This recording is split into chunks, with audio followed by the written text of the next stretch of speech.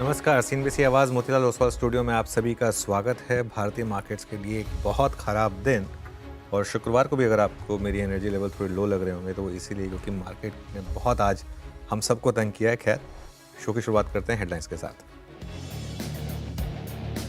बाजार में आज रेड फ्राइडे, निफ्टी 400 पॉइंट से ज़्यादा फिसल कर करीब 9 महीने के निचले स्तर पर। बैंक निफ्टी की भी सेहत खराब, 550 अंक टूटा। मिड कैप और स्मॉल कैप इंडेक्स का हाल बेहाल, दोनों इंडेक्स 3% से ज़्यादा फिसले। इंडिया विक्स 6% उछला। आईटी शेयरों का हाल सबसे ज्यादा बेहाल, इंडेक्स करीब 4% फिसला। टूर्नामेंट तोड़ने के 4 दिन के अंदर 3000 पॉइंट खिसका Nifty IT. Wipro, Tech Mahindra, Persistent 5 से 6% तक लुढ़के। साथ ही मेटल और ऑटो शेयरों में भी आज बुरा हाल। वायदा के नए खिलाड़ियों की जमकर पिटाई, पतंजलि फूड्स 9% टूटा, टाटा टेक भी 6% फिसलकर अब तक के निचले स्तर पर पहुंचा। टीटागढ़ और इरिडा में भी 5 से 8% की गिरावट। बाजार में भारी गिरावट से कैपिटल गुड्स से जुड़े शेयरों में जोरदार गिरावट। बीएसई इंडेक्स करीब 10% फिसलकर बना वायदा का टॉप लूजर। वहीं साथ ही दूसरे एक्सचेंजेस में और कैपिटल मार्केट स्टॉक्स में भी मुनाफा वसूली कायम। एफकॉन्स इंफ्रा समेत शापूरजी पेलुंजी ग्रुप की कुछ कंपनियों पर आईटी का सर्वे, मुंबई और दिल्ली के ठिकानों पर हो रहा है सर्वे। सीएनबीसी आवाज एक्सक्लूसिव। आज के बिग स्टॉक्स और स्पॉटलाइट पड़े सटीक। बिग स्टॉक सेगमेंट का शेयर ग्रेन्यूल्स इंडिया 8% टूटकर बना वायदा का टॉप लूजर। वहीं इंडिगो में अभी भी हरे निशान कायम। स्पॉटलाइट के शेयर एम्फोसिस को फोज में करीब 4% से 5% तक की गिरावट। सुबह एनालिसिस के दौरान आईटी सेक्टर में कमजोर टेक्सचर की गई थी बात। और 1987 बैच के आईएएस अधिकारी तुहिन कांत पांडे होंगे सेबी के नए चेयरमैन। माधवीपुरी बुच की लेंगे जगह, फिलहाल फाइनेंस सेक्रेटरी के पद पर हैं कार्यरत।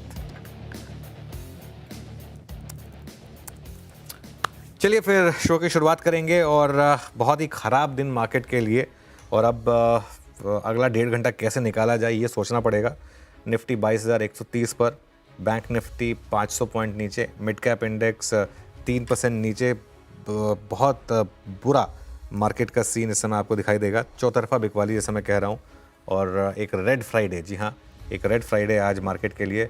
ब्लैक फ्राइडे नहीं कह सकते इसको, ब्लैक फ्राइडे बहुत ज़्यादा नीचे का हुआ करता था, लेकिन फिर भी रेड फ्राइडे है।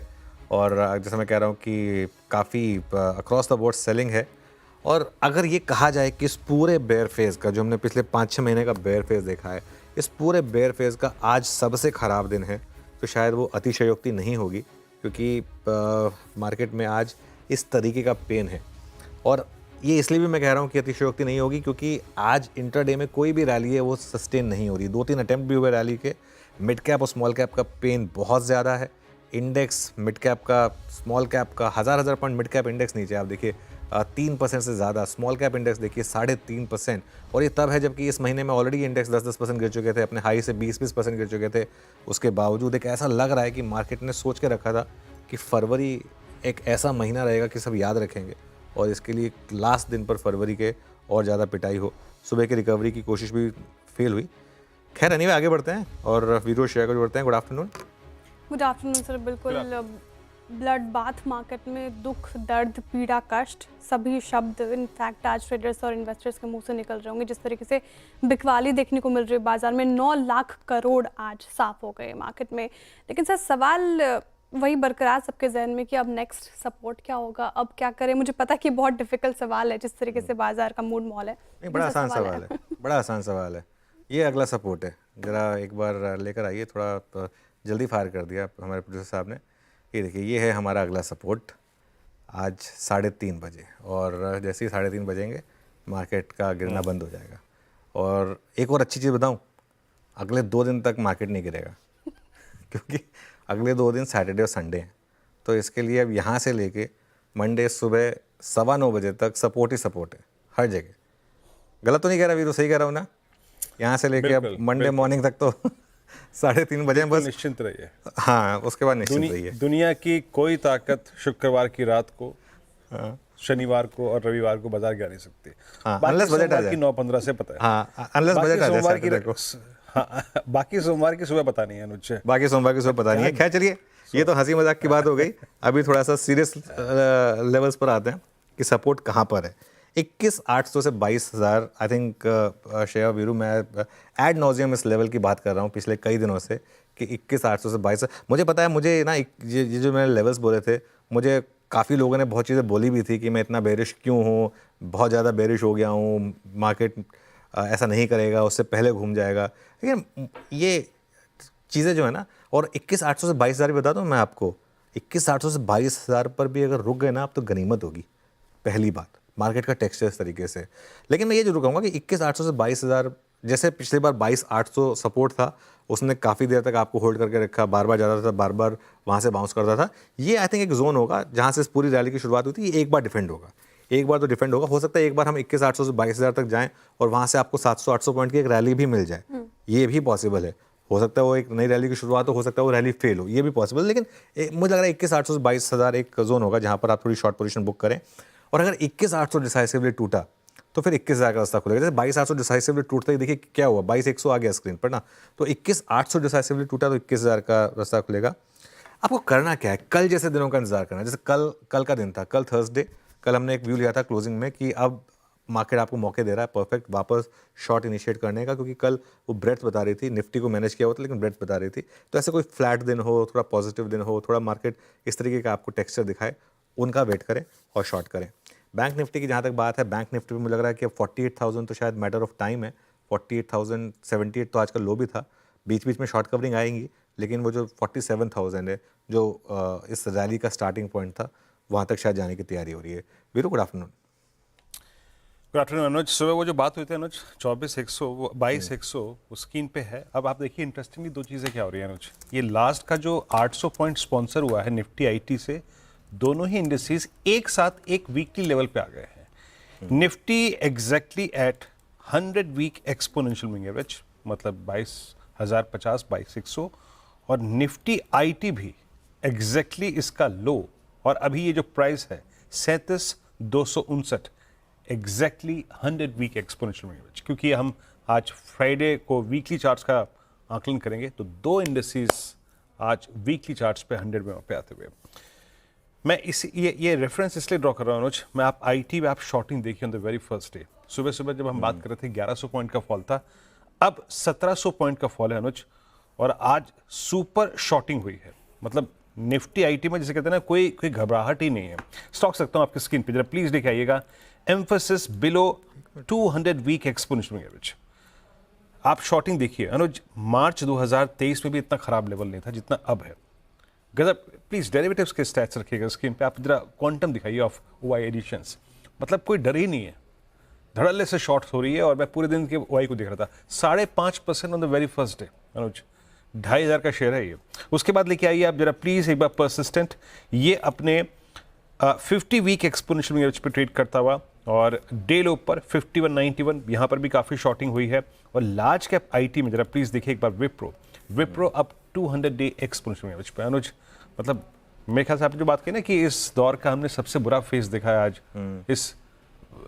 आज आईटी में जिस प्रकार की शॉर्टिंग है, अचंभित करने वाली शॉर्टिंग है, और कॉल आइटर्स भी नीचे आ रहे हैं। बिल्कुल, ये दिक्कत की बात है। नहीं वीरू, मैं एक चीज़ बताऊँ आपको, आज सुबह आपने सिंस एम्फेसिस आपका पहला स्टॉक था, आज एम्फेसिस सुबह स्पॉटलाइट में भी पहला स्टॉक था, आपको याद होगा। एम्फेसिस और कोफोर्ज, मैंने ये दोनों स्टॉक्स लिए थे।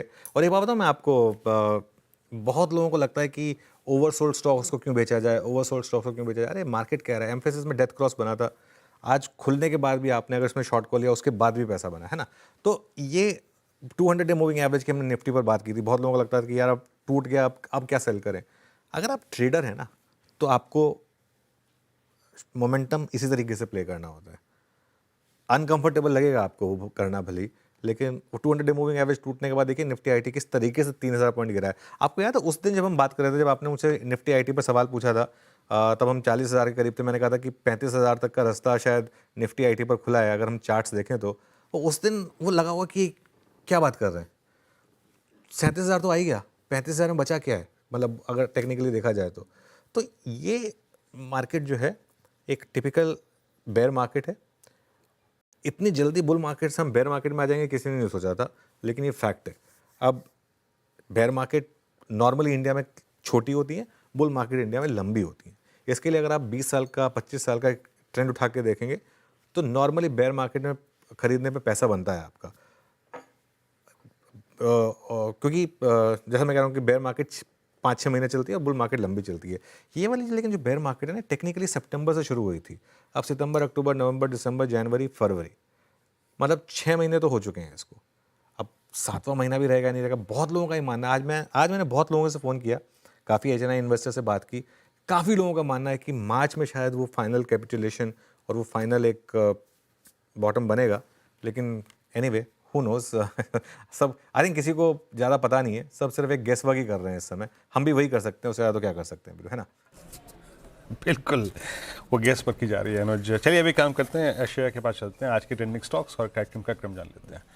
श्रेया, थोड़ा वक्त आप भी गुजारिए, सारा वक्त हम क्यों गुजारें? जी सर, ट्रेंडिंग स्टॉक्स लेंगे, कार्यक्रम का क्रम भी समझेंगे, लेकिन उससे पहले मिड कैप और स्मॉल कैप को देखते हैं। सर, अति कर दी इसने तो, मतलब स्मॉल कैप 3.5% गिरकर कारोबार कर रहा है, मिड कैप में देखिए 3% की गिरावट, और ऐसे स्टॉक्स जो सबसे ज़्यादा इन्वेस्टर्स के पोर्टफोलियो में होते हैं, मैक्सिमम स्टॉक्स रुला रहे हैं। क्या करना चाहिए यहाँ पे अब? नहीं श्रेया, देखिए क्या होता है ना, अति कुछ नहीं होती मार्केट में। जब मार्केट चल रही थी तो हम में से किसी ने कहा कि अति हो गई, है ना? जब एक दिन में 4 आईपीओ आते थे और 15 करोड़ के आईपीओ को 20 हज़ार करोड़ की डिमांड मिलती थी, तब हम में से कोई नहीं कहता था कि अति हो गई। मैं आपको एक एग्जांपल देता हूँ, कितने लोगों ने जब वो एफकॉन्स का आईपीओ आया था, क्या बढ़ चढ़ के बोला था, बेस्ट इंफ्रास्ट्रक्चर कंपनी का आईपीओ आ रहा है, स्टॉक लेकर आइए आज जरा, उसका कहाँ पर है, ये देखिए 412 पर, है ना? तो 52 वीक लो है, मतलब खैर 52 वीक तो हुए भी नहीं इसको ट्रेडिंग को, लेकिन ट्रेडिंग हिस्ट्री का लो है। ऐसे आपको कई स्टॉक्स मिल जाएंगे और कुछ समय के बाद ऐसे स्टॉक्स के बारे में लोग बात भी करना बंद कर देंगे। तो सिर्फ हमारा जो पैमाना है ना, वो बुल मार्केट का बन गया था। हम सिर्फ बुल मार्केट के स्टॉक्स को देखते थे और एक व्यू बना लेते थे कि अब ये स्टॉक यहाँ से यहाँ जाएगा, यहाँ से वहाँ जाएगा, वहाँ से ये हो जाएगा। हर आईपीओ पे बाय आता था, हर आईपीओ पे ये सब्सक्रिप्शन आती थी। अब सच का सामना हो रहा है। इसको अब कई लोगों को लगेगा कि अति हो रही है। मैंने ये फेजेस पहले कई बार देखे हैं। 2006 में देखा है मैंने ये फेज़, 2008 में देखा है मैंने ये फेज़, 2016 में देखा है मैंने ये फेज़, 2020 में देखा है मैंने ये फेज़, 2022 में देखा है मैंने ये फेज़। 2022 में भी मिड कैप स्मॉल कैप की ऐसी पिटाई हुई थी। तो ये फेजेस आते रहते हैं मिड कैप और स्मॉल कैप में। इसीलिए मिड कैप और स्मॉल कैप में बहुत ज़्यादा आई थिंक एक इन्वेस्टर ने वो टर्म यूज़ करते थे कि अगर if you can't take the heat you won't get the meat. तो फिर आप बाहर से खाना ऑर्डर करिए, फिर आप किचन में नहीं जा सकते। खैर एनीवे, चलिए अब ट्रेंडिंग स्टॉक्स की बात करते हैं। बिल्कुल सर, ट्रेंडिंग स्टॉक्स से बात करते हो, शुरुआत गिरने वाले स्टॉक्स के साथ ही होगी। जिस तरीके से बिकवाली हावी होती दिखी है आज मार्केट में, अभी आपकी स्क्रीन पर स्टॉक्स देखिए। निसिन बैंक 6.5% का डेंट इस पे पड़ा। टेक महिंद्रा, इनफैक्ट आप आईटी सेक्टर जैसा कि वीरू सर भी मेंशन कर रहे थे, पूरा पैक आईटी का 4% से ज़्यादा डाउन होकर कारोबार कर रहे हैं। उसके कुछ स्टॉक्स टेक महिंद्रा, विप्रो, महिंद्रा एंड महिंद्रा 6% से लेकर 5.5% के करीब यहाँ पे गिरावट देखने को मिल रही है। बीएससी देखिए 11.5% लुढ़क गया आज के सत्र में। ग्रैन्यूल्स इंडिया 7.5% का डेंट इस पे पड़ा। एमसीएक्स में बिकवाली हावी होती है 7.5% से ज़्यादा। जुबिलेंट फूड देखिए ब्रोकरेजेस बुलिश थे लेकिन स्टॉक से हो नहीं पाया, 6.5% से ज़्यादा की गिरावट यहाँ पर देखने को मिल रही है। लेकिन कुछ ऐसे स्टॉक्स देखिए जिसने हिम्मत दिखाई है। कोल इंडिया ब्रोकरेजेस बुलिश, यहाँ पे खबर भी अच्छी, तो 2% के करीब उछल गया। HDFC बैंक ने कोशिश की 1.5% की करीब यहाँ पे खरीदारी होती हुई दिख रही है। श्रीराम फाइनेंस कल से इनफैक्ट एनबीएफसीज में तेजी, तो यहाँ पे आज भी ये तेज होता हुआ चल रहा है, 1% की तेजी, और बंधन बैंक में भी लगभग 1.5% के करीब तेजी देखने को मिल रही है। चलिए अब कार्यक्रम का क्रम समझते हैं। फंडामेंटल राय देने के लिए हमारे साथ AUM कैपिटल के राजेश अग्रवाल जी जुड़े हुए हैं। टेक्निकल कॉल्स लेंगे हम प्रकाश गाबसे से, मानस जायसवाल, राजेश सातपुते, रचना वैद्य, कविता जैन और स्नेहा सेठ से। 2:20 पर यतिन बताएंगे कि आईटी सेक्टर में अभी और कितना दर्द है। साथ ही यतिन ही बताएंगे हमें 2:30 बजे की कैसे रह सकती है फरवरी ऑटो सेल्स। 2:45 पर हॉर्माज बताएंगे क्या IPO वाले शेयरों से रहे सावधान। 2:50 पर मार्केट बिग वॉइस में हमारे साथ एल्फ एक्यूरेट एडवाइजर्स के MD राजेश कोठारी जी जुड़ेंगे। 3:05 पर यतिन बताएंगे डीलिंग रूम में क्या कुछ संकेत। 3:10 पर अनुसर से लेंगे कल के लिए स्ट्रैटेजी। साथ ही 3:15 पर लेंगे BTST STBT कॉल्स। चलिए फिर आज ट्रेड्स लेने की शुरुआत करते हैं। और अच्छा, नॉर्मली मैं गाबा सर से ट्रेड्स की शुरुआत करता हूँ। गाबा सर, आज मैं सिर्फ एक बार के लिए रचना जी से शुरुआत करूँगा, क्योंकि आज रचना जी ने मुझे एक बहुत अच्छी लाइन भेजी, जिससे मतलब मुझे वीरू आपको भी सुना देता हूँ मैं, क्योंकि रचना जी आपको याद होगा पिछले 1 महीने से अड़ गई हैं कि मैं सिर्फ शॉर्ट कॉल ही दूंगी, लॉन्ग तो मैंने सोचा ही नहीं है कि देना भी है। तो उन्होंने मैंने पूछा भी था उनसे कि आप शॉर्ट ही क्यों देती है, तो उन्होंने एक लाइन भेजी मुझे कि शॉर्ट देने से डर नहीं लगता साहब, ट्रेंड के अगेंस्ट जाने से डर लगता है। तो ये बात बिल्कुल सही है। अब अगर ट्रेंड शॉर्ट साइड का है तो शॉर्ट साइड की ट्रेड में ही पैसा बन रहा है, तो बनाइए शॉर्ट साइड पर पैसा। रचना जी, गुड आफ्टरनून। कहाँ शॉर्ट कर रही हैं आज? हाँ जी, सही बात है। और अभी के लिए जो मेरा शॉर्ट ट्रेड रहेगा वो अपोलो हॉस्पिटल्स में रहेगा। एंड यस, अनफॉर्चुनेटली अभी भी शॉर्ट साइड पे रखना पड़ेगा हमें रुझान, क्योंकि छोटी छोटी रैली या इवन जो कल जैसे हमने 30-40 पॉइंट का ओपनिंग में ग्रीन कलर देखा था, इतना तो कब वॉश आउट हो जाता है पता भी नहीं चलता। तो उससे कोई शॉर्ट्स डरने वाले तो है नहीं, तो फायदा क्या है ऐसी रैली का, इसलिए उनका फिर यूज रैली पे शॉर्ट करने के लिए करना पड़ता है। अपोलो हॉस्पिटल में अभी अगर 6100 के नीचे फ्यूचर्स रहेंगे तो हमें शॉर्ट करते रहना पड़ेगा जब तक 6100 के नीचे है। एंड डाउन साइड पे पहला टारगेट होना चाहिए हमारा 5990, और मल्टी डे के हिसाब से देखें तो 5930। Okay, Apollo hospital itself in ICU और करीब 6010 पर ट्रेड करता हुआ है। ये इसका नंबर्स आए थे करीब करीब आप समझ लीजिएगा कि 6 फरवरी को 6700 का भाव था। उस दिन 2 डिमा टूटा था। 700-800 रुपये बड़ी तीव्रता से साफ हो गए। रचना जी को एक बार फुल फ्रेम पे काटिएगा। रचना जी, ये होली के मूड में आप अभी आ गई हैं क्या? दही बड़े वगैरह सब बना लिया आपने क्या? कुर्सी लाल, बैकग्राउंड लाल, पीला, काला, परिधान भी आपका वैसा ही है। कलर से पूरा प्यार होली। मुझे जी, कलर से प्यार है मुझे। And basically I am an artist, तो मुझे कलरफुल चीजें अच्छी लगती है, लाइफ में भी और इवन मार्केट में भी। चलिए मैम, थोड़ा सा हरे पे भी फोकस करिए, बहुत लाल हो गया है ना। चलिए अभी काम करते हैं दूसरी कॉल्स पर। मैं मजाक कर रहा था बस। जी, मैं जी।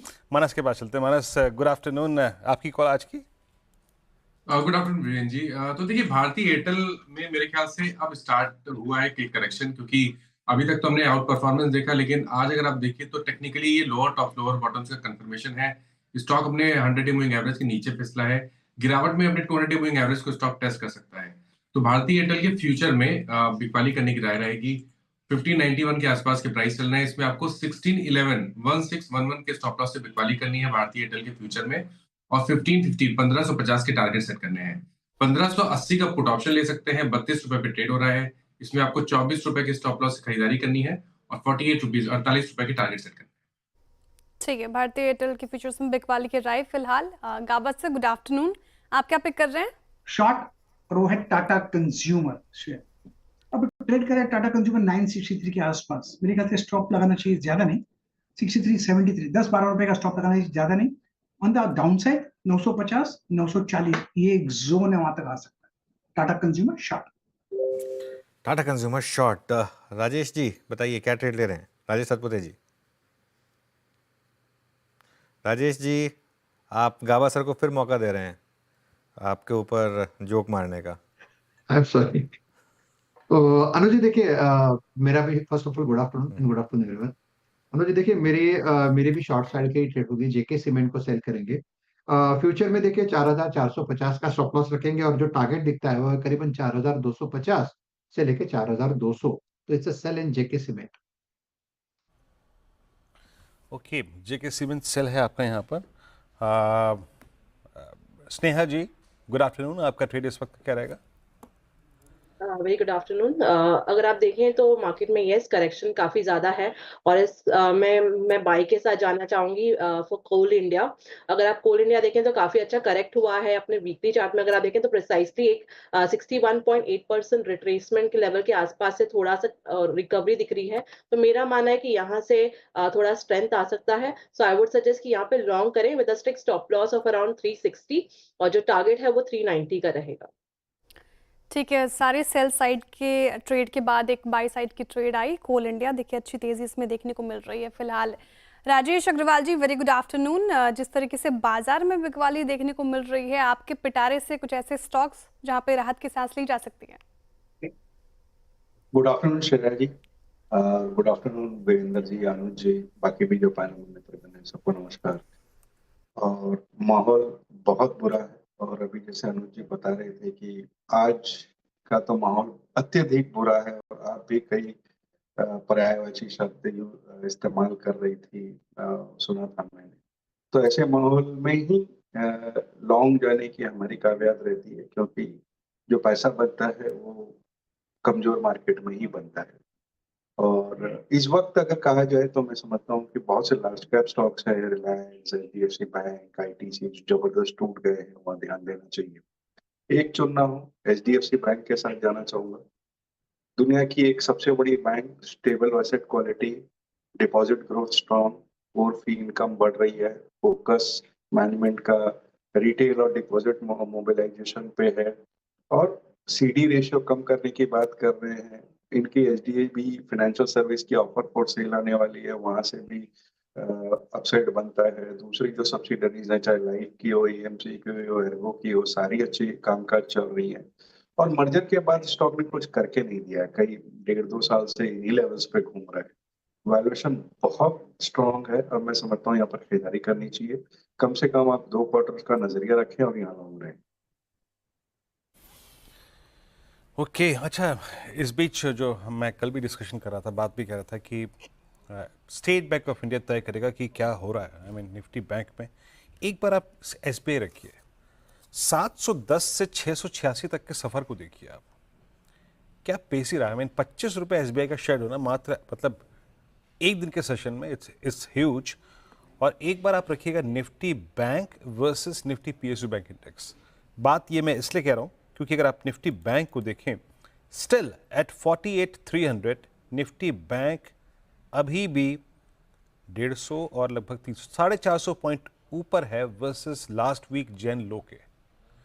और निफ्टी पीएसयू बैंक इंडेक्स है वो जो है वो उस लेवल को तोड़ के अब कतई नीचे आ चुका है। उसका लेवल जो था उस वक्त था 5942 का, अभी 5630 पे ट्रेड कर रहा है।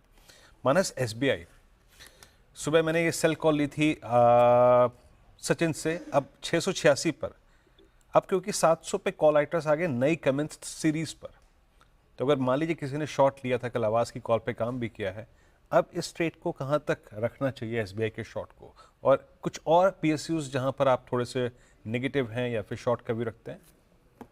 देखिए, अगर हम स्टेट बैंक ऑफ इंडिया की बात करें तो स्ट्रक्चर तो अभी भी नेगेटिव है। मेरे ख्याल से जो टारगेट होना चाहिए वो 660 665 की रेंज में होना चाहिए। तो अगर आप किसी ने शॉर्ट पोजीशन बनाई है तो आई थिंक बेहतर आइडिया है कि स्टॉप लॉस को रिवाइज कर लें। स्टॉप लॉस को रिवाइज करके 700 रुपए के ऊपर लगाएं और टारगेट सेट करें 660 के आसपास के स्टेट बैंक ऑफ इंडिया में।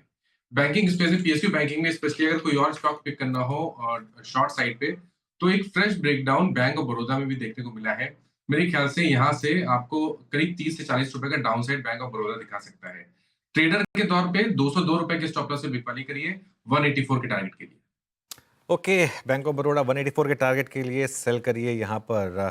चलिए, हर तरफ सेल की बात हो रही है, लेकिन सबसे ज़्यादा मंदी के चपेट में है आईटी सेक्टर। सबसे ज़्यादा हालत ख़राब है आईटी सेक्टर की। इंडेक्स आज 4% से ज़्यादा टूटा है, और ये तब जबकि ये सबसे बड़ा अंडर परफॉर्मर पहले से ही रहा है। अपने हाई से अब आईटी इंडेक्स करीब करीब 20% फिसल चुका है, ऑलमोस्ट 19 हो चुका है।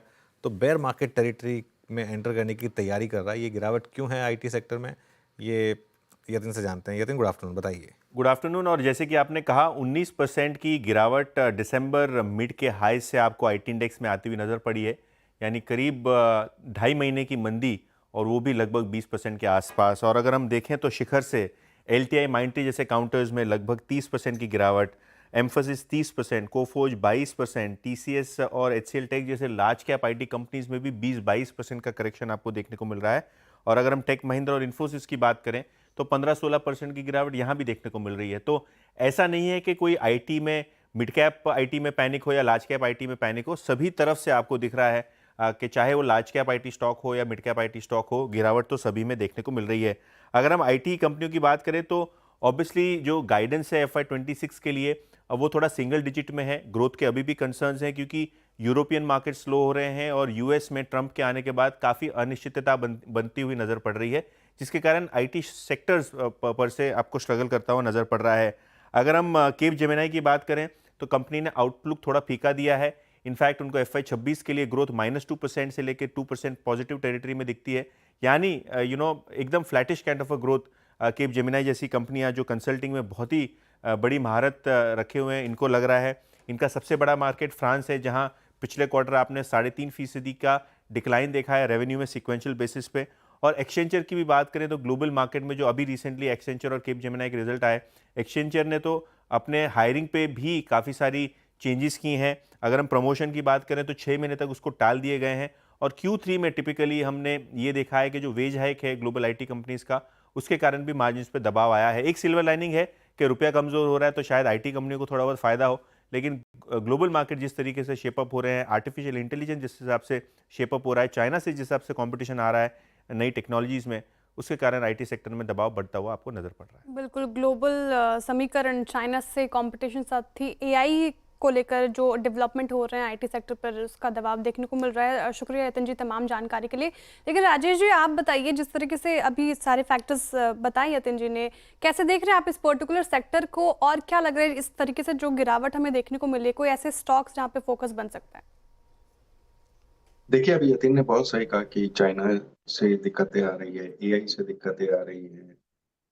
लेकिन इन सब के बीच में भी अगर आप देखो तो ये सारी जो नेगेटिव खबरें हैं वो अपनी जगह है। जिस तरीके से स्टॉक टूटे हैं, खास करके दिग्गज कंपनियों पे जो आई की दिग्गज हैं, जैसे कि इन्फोसिस, टीसीएस वगैरह, मुझे लगता है कि वहाँ वैल्यूएशन अट्रैक्टिव हो गए। और नीचे जाएंगे कि नहीं जाएंगे ये बोलना मुश्किल है, क्योंकि मार्केट कई समीकरणों से चलता है, सिर्फ वैल्यूएशन से स्टॉक प्राइस मध्यम से लंबी अवधि में अपना रंग दिखा पाते हैं। शॉर्ट टर्म में तो बहुत सारी अलग अलग चीजें उस पर रहती है, बट मध्यम से लंबी अवधि के लिए इस तरीके की गिरावट जो बाजार में आई है, खास करके लार्ज कैप स्टॉक्स में, जैसे मैंने अभी थोड़ी देर पहले भी कहा था, उसमें इन्फोसिस हो या टीसीएस हो, इवन मिड कैप में या एचसीएल टेक हो या परसिस्टेंट हो, ये कुछ स्टॉक है जो अच्छे लग रहे हैं। इवन मिड कैप की अगर बात की जाए तो जेंसार टेक्नोलॉजीज, इंटेलेक्ट डिजाइन, ये कुछ स्टॉक है जो अपने ऊपर के लेवल से बहुत ज्यादा टूट चुके हैं और यहाँ पे खरीदारी की सलाह रहेगी। बट वही बात है कि इस वक्त किसी की हिम्मत नहीं हो रही है खरीदारी होने की,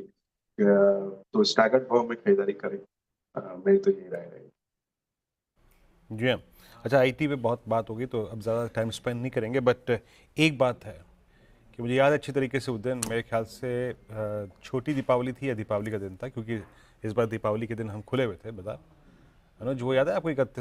31 अक्टूबर मेरे ख्याल से। हाँ, इस बार Capgemini is the first I think to raise red flag, है ना? उस दिन क्या क्रैक था, लेकिन उनका व्यू सही निकला, है ना? उन्होंने मार्केट को सेंस इस बार सही कर लिया था। बिल्कुल। आई थिंक ऑल्सो वीरो, देखिए ये भी तो कई बार हो जाता है कि जब मैक्रो चेंजेस होते हैं जिस तरीके के, जैसे डोनाल्ड ट्रंप के प्रेसिडेंट बनना, उसके बाद जिस तरीके के चेंजेस आ रहे हैं, वो सब टैरिफ वॉर वगैरह, आई थिंक इवन जो यूएस की खुद की कंपनियां, वो भी एक बार अब सोच रही होंगी कि अब आगे इकोनॉमी किस तरीके से ग्रो करेगी या नहीं करेगी, क्योंकि आईटी कंपनियां जो हैं वो डिस्क्रिशनरी स्पेंड के ऊपर चलती हैं यूएस में। तो यूएस में मूड माहौल अगर अच्छा हो तो फिर वो डिस्क्रिशनरी स्पेंड करते हैं। डिस्क्रिशनरी स्पेंड मतलब बेसिकली क्या है, आपके पास बाकी सब काम खर्च करने के बाद अगर पैसा बचा है अपने डिस्क्रिशन पे खर्च करने के लिए, तो आप करते हैं, उसमें आईटी आता है बेसिकली।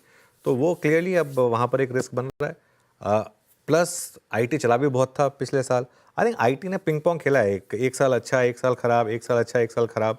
तो ये 2023, आई थिंक 23 खराब था, 24 बहुत शानदार रहा, उससे पहले 22 बहुत शानदार था, 21 और 22 दो बैक टू बैक ईयर्स बहुत शानदार थे। तो आई थिंक हो सकता है कि law of averages play out हो रहा हो, ये डाउन साल हो। लेकिन एक बात मैं आपको बताता हूँ, लार्ज कैप आईटी कंपनियां, खासतौर से इन्फोसिस, टीसीएस, और अगर आप कुछ हद तक अपने आप को रिस्ट्रिक्ट करें एचसीएल टेक, अगर इन 3 स्टॉक्स में, ये ऐसी कंपनियां हैं जिनमें नॉर्मली अगर आपने इनकी मीडियन वैल्यूएशंस के नीचे बाय किया है तो पैसा बना है। तो देखते हैं अभी अगले कुछ और महीनों में अगर यहाँ पर और करेक्शन आएगी तो मुझे लग रहा है कुछ लॉन्ग टर्म इन्वेस्टर्स बाय करने आएंगे यहाँ पर। ओके, ये आईटी का डिस्कशन अब यहाँ पे क्लोज करते हैं, काम करते हैं, बात करते हैं दूसरे स्पेसेस की। और वो कुछ स्टॉक्स स्क्रीन पे लिखे आइए जो अब अपने हिस्टोरिकल लोज पे आ चुके हैं। देखिए, हिस्टोरिकल लोज ये नहीं कि 2009 का लो या 2006 का लो रिविजिट कर लिया, नहीं, हम हिस्टोरिकल लोज एवरेजेस के रिगार्डिंग मैच करते हैं। ब्रिटानिया लेके आइए, ब्रिटानिया के विशेषज्ञ राजेश सतपुते जी इस कार्यक्रम में है भी। अब आप ब्रिटानिया के पेन को देखिए versus I think all time high of 6600, it's 4580। But इसकी इंपॉर्टेंस क्या है, सिंस अगेन आज सप्ताह अंत है, वीकली चार्ट्स फॉर्म होंगे। इसका कोविड का लो था 3 अप्रैल का, लगभग समझ लीजिएगा कि 2318, that was 200 week exponential average. उसके बाद एक बहुत बुरा फेज था एफएमसीजी का मार्च 2022 तक। मार्च 2022 मोटा मोटी समझ लीजिए जब यूक्रेन वॉर शुरू हुई थी, यूक्रेन रशिया वॉर, उससे ठीक पहले का समय। तो एफएमसीजी काफ़ी क्रैक हो गया था, बहुत क्रैक हुआ था। उस वक्त का लो भी था 200 week exponential moving average. Rajesh ji, आप क्या कह रहे हैं? आप 4580, एक ऐसे आदमी को थोड़ा सा गाइड कीजिए जिसके पास ब्रिटानिया बहुत हायर लेवल का पड़ा हुआ है 6500 का। अब उसे एवरेज तो करना ही पड़ेगा, कहीं ना कहीं करना पड़ेगा। वो एवरेज जी करने की ट्रेजेक्ट्री क्या होगी, वो प्राइस जोन क्या होगा?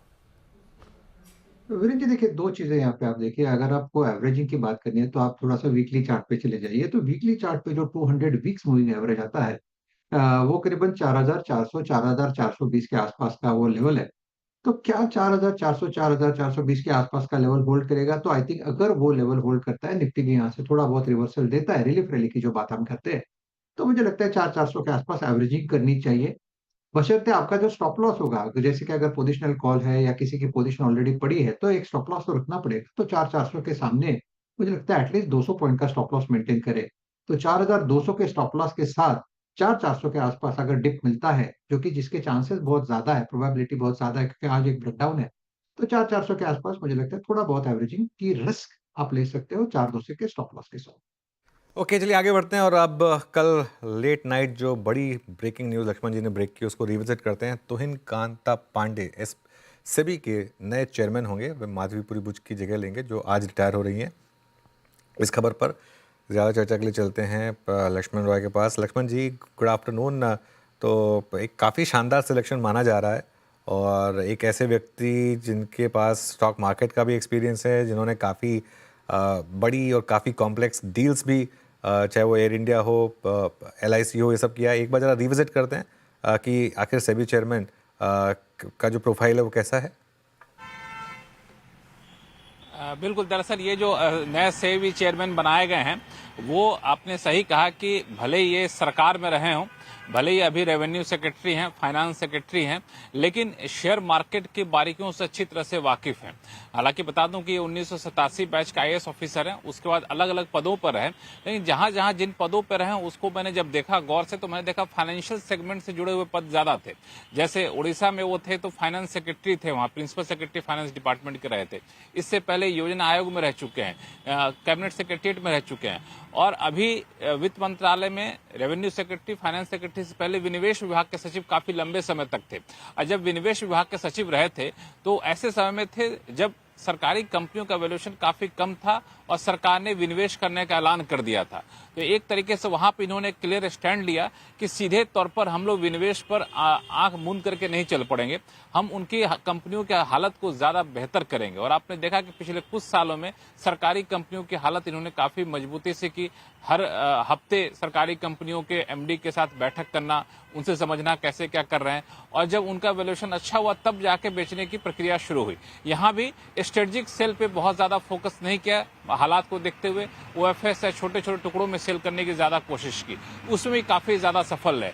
LIC एक सबसे बड़ा अचीवमेंट इनके पास था। जब LIC का IPO आ रहा था तो मैं कई बार उनके साथ बैठता था, तो जिस तरह से बातें वो करते थे लगता है कि वाकई काफी जटिल सा है। LIC के पैसे कहाँ कहाँ है, LIC कहाँ तक फैला हुआ है, इसका अंदाजा लगाना पाना काफी मुश्किल था।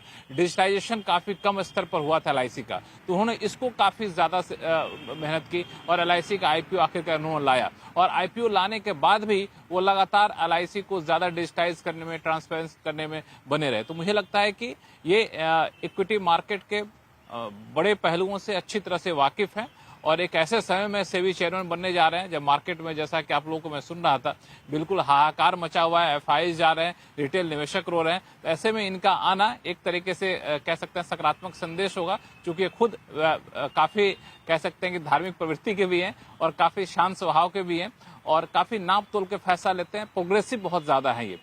तो इस लिहाज से मुझे लगता है कि ये एक बड़ा कदम है सरकार का, सेबी चेयरमैन के तौर पर इनको जिम्मेदारी सौंपा जाना।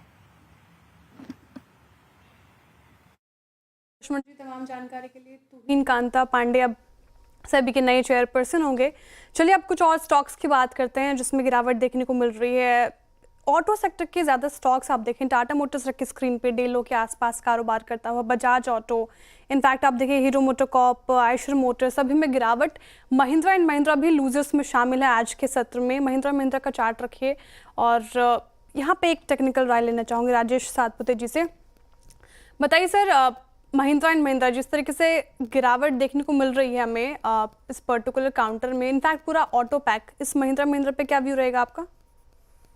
देखिए, महिंद्रा एंड महिंद्रा में ये हुआ है कि इसने अपना जो इम्पोर्टेंट लेवल था वो करीबन 2750 से 2800 वहां तक का एक पुल बैक दिया और वहां से ये करेक्ट हो रहा है। तो मुझे लगता है करंट लेवल से 2500 के आसपास का एक सपोर्ट बनता है, क्योंकि अगर आप इसे थोड़ा वीकली चार्ट पे लेके जाते हो तो सपोर्ट दिखता है 2500 के आसपास। तो मुझे लगता है वहां तक करेक्ट होगा। जब तक करेक्शन खत्म नहीं होता तब तक यहाँ पे मुझे लगता है कि फ्रेश लॉन्ग ना खड़े। आपने ऑटो का जो जिक्र किया श्रेया जी, उसमें एक चीज और एक देखिए, आप टीवीएस मोटर का चार्ट देखिए। मुझे लगता है यहाँ पे एक फ्रेश ब्रेकडाउन है। अगर किसी को शॉर्ट करना है they can short TVS motor, क्योंकि इसका जो टारगेट दिखता है वो करीबन 2100 का रहेगा। तो एट अ लेवल ऑफ 2200 यहाँ से 100 पॉइंट का फॉल अभी भी ड्यू लगता है टीवीएस मोटर में।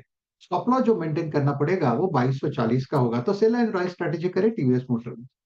टीवीएस मोटर शॉर्ट करने के लिहाज से अच्छा पिक लग रहा है राजेश जी को। चलिए अब ऑटो सेक्टर पे ही स्टिक रहते हैं और देखिए बाजार की नज़र कल आने वाले ऑटो बिक्री आंकड़ों पर है। फरवरी में कैसी रहेगी ऑटो बिक्री के आंकड़े, ये बताने के लिए यतिन जी जुड़े हुए हैं। यतिन जी बताइए क्या है अपडेट्स। Good afternoon Shreya. देखिए, सबसे पहले ये समझते हैं कि बैकग्राउंड क्या है। अगर हम फरवरी ऑटो सेल्स की बात करें तो इस टाइम सेल्स नंबर्स थोड़े फीके ही रहने की उम्मीद है। In fact high single digit growth ही रहने वाली है, लेकिन रिटेल सेल्स अभी भी मंदा चल रहा है। इनफैक्ट अगर आप डीलरशिप्स की इन्वेंट्री देखें तो लगभग 40 दिन के आसपास पहुंच गई है, जो दशहरा दिवाली के बाद लगभग 15 दिन रह गई थी। तो धीरे धीरे करके इन्वेंट्री बिल्डअप आपको डीलरशिप पे होता हुआ दिखाई दे रहा है, खास करके 2 व्हीलर 4 व्हीलर जो अर्बन मार्केट्स में है। रूरल मार्केट्स अभी भी बॉयंट है और इसीलिए शायद इस टाइम ट्रैक्टर बिक्री पे कोई खास आपको डाउनफॉल नहीं देखने को मिलेगा फ्रॉम द पीक ग्रोथ। और अगर हम ट्रक सेगमेंट की बात करें तो यहाँ भी एकदम मामूली सी ग्रोथ रहेगी, क्योंकि ओवरऑल इकोनॉमिक एक्टिविटी खास करके प्राइवेट केपेक्स जो एक्सपेक्टेशन था पिकअप होने का, वैसा पिकअप नहीं हुआ है। अभी एस्टिमेट्स पे नज़र कर लेते हैं और सबसे पहले शुरू करते हैं अशोक लेलैंड के साथ, जहां लगभग 1.5% जो सेल्स है फरवरी के महीने में साल दर साल बेसिस पे गिरने की उम्मीद है। और अगर हम टाटा मोटर्स की बात करें तो सेल्स में लगभग 10% की गिरावट रहेगी, खास करके कमर्शियल व्हीकल सेगमेंट और इनका जो पैसेंजर व्हीकल सेगमेंट है एक्स ऑफ इलेक्ट्रिक व्हीकल्स, यहाँ आपको देखने को मिलेगा कि सेल्स थोड़े बहुत सुस्त ही रहे हैं। मारुति की बात करें तो केवल 3% की ग्रोथ रहेगी। हुंडई मोटर्स की बात करें तो 4% की ग्रोथ आपको देखने को मिल सकती है। हालांकि M&M auto segment electric vehicle के लॉन्चेस और इनकी पुराने जो बुकिंग्स हैं, इसके चलते आपको 15% की ग्रोथ ऑटो सेगमेंट में देखने को मिलेगी और इसी तर्ज पे 15% की ग्रोथ आपको ट्रैक्टर सेगमेंट में देखने को मिल सकती है, जहां एक्सपेक्टेशन है कि 25,000 यूनिट्स के आसपास टोटल ग्रोथ नंबर आए। अब 2 व्हीलर की तरफ रुख करते हैं और बजाज ऑटो को देखते हैं तो लगभग 4.5% की ग्रोथ देखने को मिल सकती है। आयशर मोटर्स पिछले साल का बेस छोटा है, लेकिन मोमेंटम यहाँ बहुत बेहतरीन है। लगभग 14-15% के ऊपर की ग्रोथ आपको देखने को मिल सकती है सेल्स में और 89,000 यूनिट्स के बिक्री का अनुमान है। हीरो मोटोकॉर्प सेल्स लगभग 13-14% गिरेंगे, क्योंकि यहाँ अगर आप देखें तो स्कूटर सेगमेंट में भी थोड़ा बहुत स्लो डाउन आता हुआ नजर पड़ा है। और टीवीएस मोटर्स लगभग 2 से 3% आप ग्रोथ एक्सपेक्ट कीजिए, जो कि लगभग 3.8 लाख यूनिट्स के आसपास होगा। तो ओवरऑल इस टाइम एक्सपेक्ट मत कीजिए कि ऑटो सेल्स में कोई ज़बरदस्त पिकअप या कोई टाइप का पॉजिटिव सरप्राइज रहे। यतिन, शुक्रिया आपका। और मेरे ख्याल से यतिन ने इंक्लूडिंग ट्रैक्टर और आई थिंक पैसेंजर व्हीकल्स को जोड़ के अगर किसी कंपनी के अच्छे नंबर्स का यहाँ पे अंदाज़ा पेश किया है तो वो है M&M। और M&M के लिए क्या ट्रिगर हो सकता है possibly, I think along with Scorpio और स्कॉर्पियो एंड मेरे ख्याल से थार रॉक्स जो है वो माइट भी एक थोड़ा सा वॉल्यूम क्रिएट करेगा उनके लिए। राजेश जी, आपकी राय इस वक्त पिछले 20 दिन में जो प्राइस डैमेज हुआ है, राजेश अग्रवाल जी, हाँ अग्रवाल जी बोल दिया मैंने, जो प्राइस डैमेज हुआ है उसमें आप सबसे प्रिफर्ड पिक कौन सी मानते हैं जिसको आप इस डिप में कंसिडर करना चाहेंगे, कंसिडरिंग देयर मॉडल पोर्टफोलियो और नंबर्स को देखते हुए? देखिए, अभी यतीन जैसे बता रहे थे ना कि महिंद्रा एंड महिंद्रा से थोड़ी सी उम्मीद बन रही है। और अगर आपको याद हो तो पिछले शुक्रवार को जब हम लोग इसी कमाई का अड्डा में बैठे थे तो उस दिन वो टेस्ला की अनाउंसमेंट आई थी और उसके बाद महिंद्रा एंड महिंद्रा बहुत जोरों से गिर गया था। उस समय भी मैंने यही कहा था कि बहुत जल्दबाजी में कोई टेस्ला कल ही गाड़ी नहीं आने वाली, तो वो एक अपॉर्चुनिटी थी बाइंग की। और अभी भी मैं समझता हूँ अपॉर्चुनिटी है बाइंग की। महिंद्रा एंड महिंद्रा हमारी एक पिक है ऑटो स्पेस में। बट अगर टॉप पिक्स कहा जाए तो 4 व्हीलर्स में आज की डेट में हमें हुंडई ज्यादा बेटर लगता है, क्योंकि उतना विशेष कुछ चला नहीं है। एसयूवी मार्केट में देखेंगे तो बहुत अच्छी पकड़ है, नए एक्सपेंशन कर रहा है। ईवी क्रेटा की ईवी लॉन्च हो रही है और वैल्यूएशन बहुत ठीक ठाक है। और 2 व्हीलर स्पेस में बजाज ऑटो हमारी पहली पिक रहेगी। इसके अलावा अगर मारुति में और थोड़ा करेक्शन आता है, करीब 11,000 10,500 तक मिलता है, तो वहाँ पे खरीदने की सलाह रहेगी। ओके, चलिए काम करते हैं।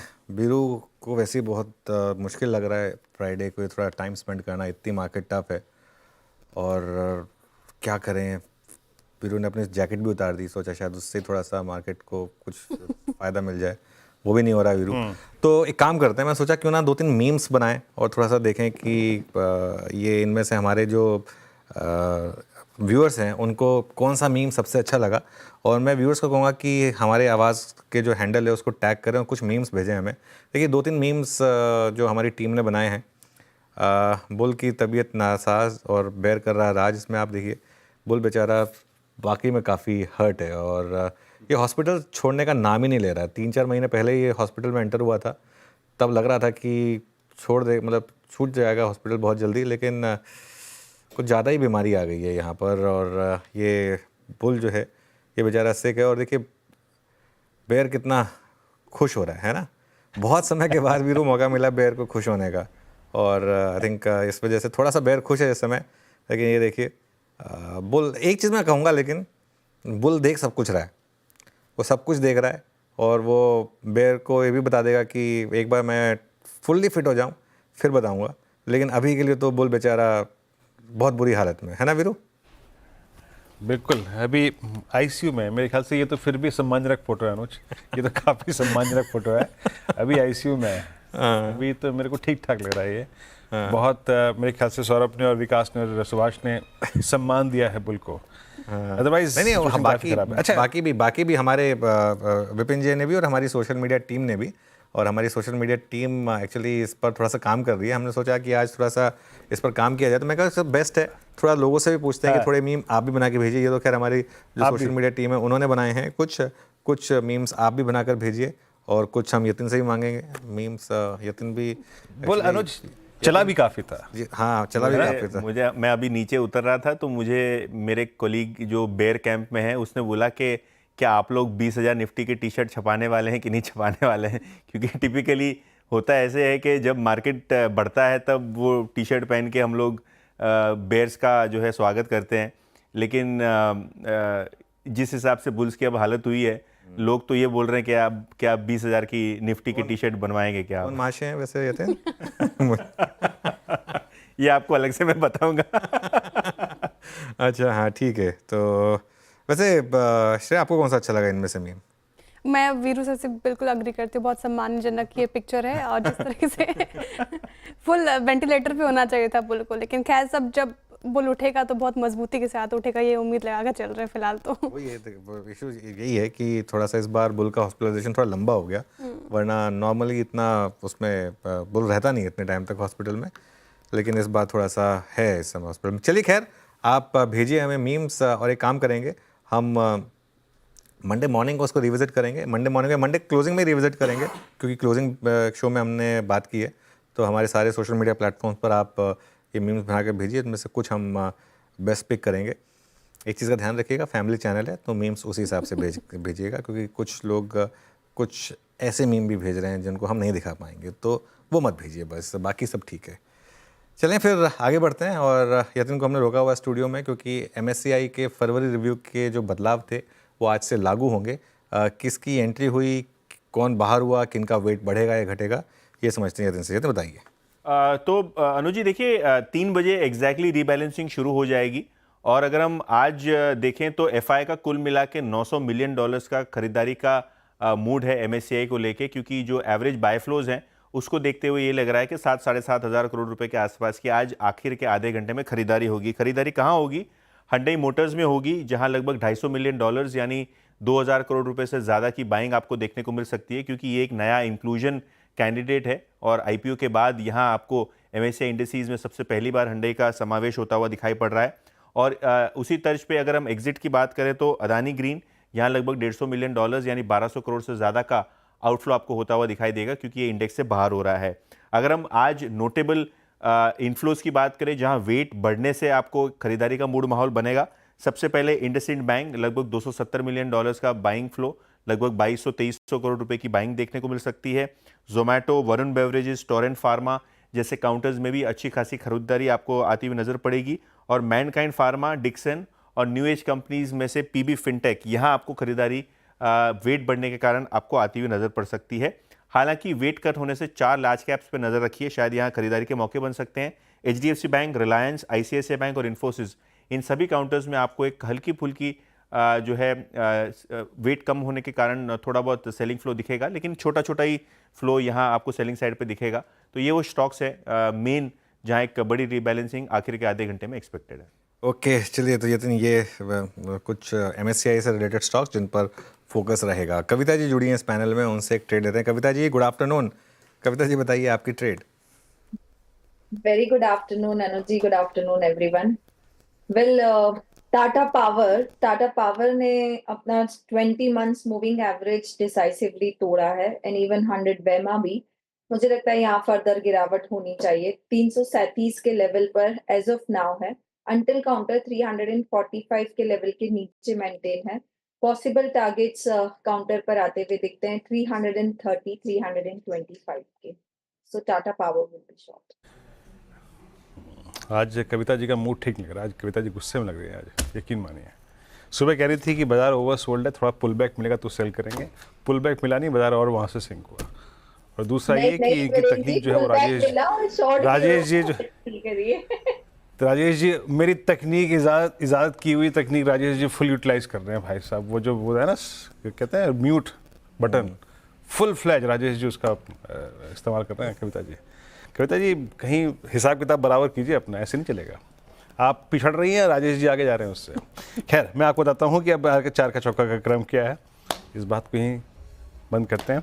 स्नेहा सेठ जी आज बताएंगे सस्ता ऑप्शन, और फिर सुपरस्टार रचना वैद्य, 4 के चमत्कार कविता जी, और साथ ही साथ mid cap fund Rajesh Agarwal ji आज जो हमारे साथ फंडामेंटल विशेषज्ञ हैं वो बताएंगे। स्नेहा जी से शुरुआत करते हैं सस्ता ऑप्शन की। स्नेहा, क्या पिक कर रही हैं सस्ता ऑप्शन फिर आपका? तो अभी के लिए मेरा पिक रहेगा HDFC बैंक के ऊपर। स्टॉक काफी अच्छा सपोर्ट ले रहा है, नियरली ऐसे मार्केट में भी 1.5% ऊपर है। और जिस तरह की ऑप्शंस एक्टिविटी है जहाँ पे 1700 की जो पुट है वहां पर काफी अच्छी राइटिंग आ रही है। मुझे लगता है कि यहाँ से थोड़ी और तेजी आ सकती है इसमें। तो आई वुड सजेस्ट कि यहाँ पे 1740 की जो कॉल है वो बाय करें। 25 से 27 के रेंज में से बाय करना है। स्टॉप लॉस आपको 15 का लगाना है और टारगेट 49 तक के रहेंगे। ओके, चलिए, तो ये हो गई स्नेहा जी की ट्रेड। अब आज 4 का चौका हमारा थोड़ा लेडी स्पेशल है, रचना जी के पास चला जाए। रचना जी, बताइए आपका ट्रेड। इंटरडे के हिसाब से एक लॉन्ग ट्रेड यहाँ पे अटेंड कर सकते हैं हम हिंडाल्को में।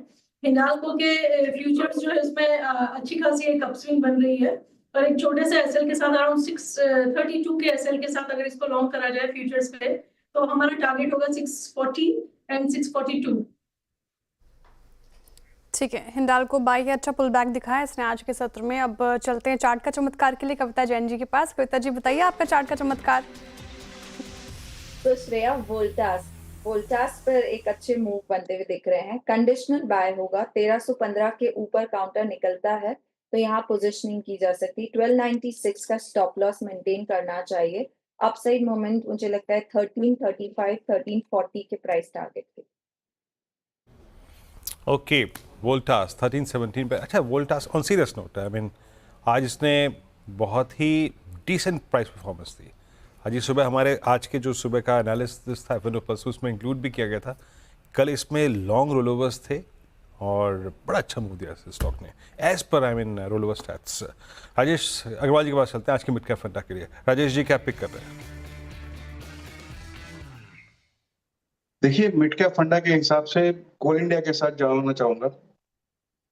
दुनिया की सबसे बड़ी कोल प्रोड्यूसर है, 84 माइनिंग एरियाज में 313 माइंस ऑपरेट कर रही हैं।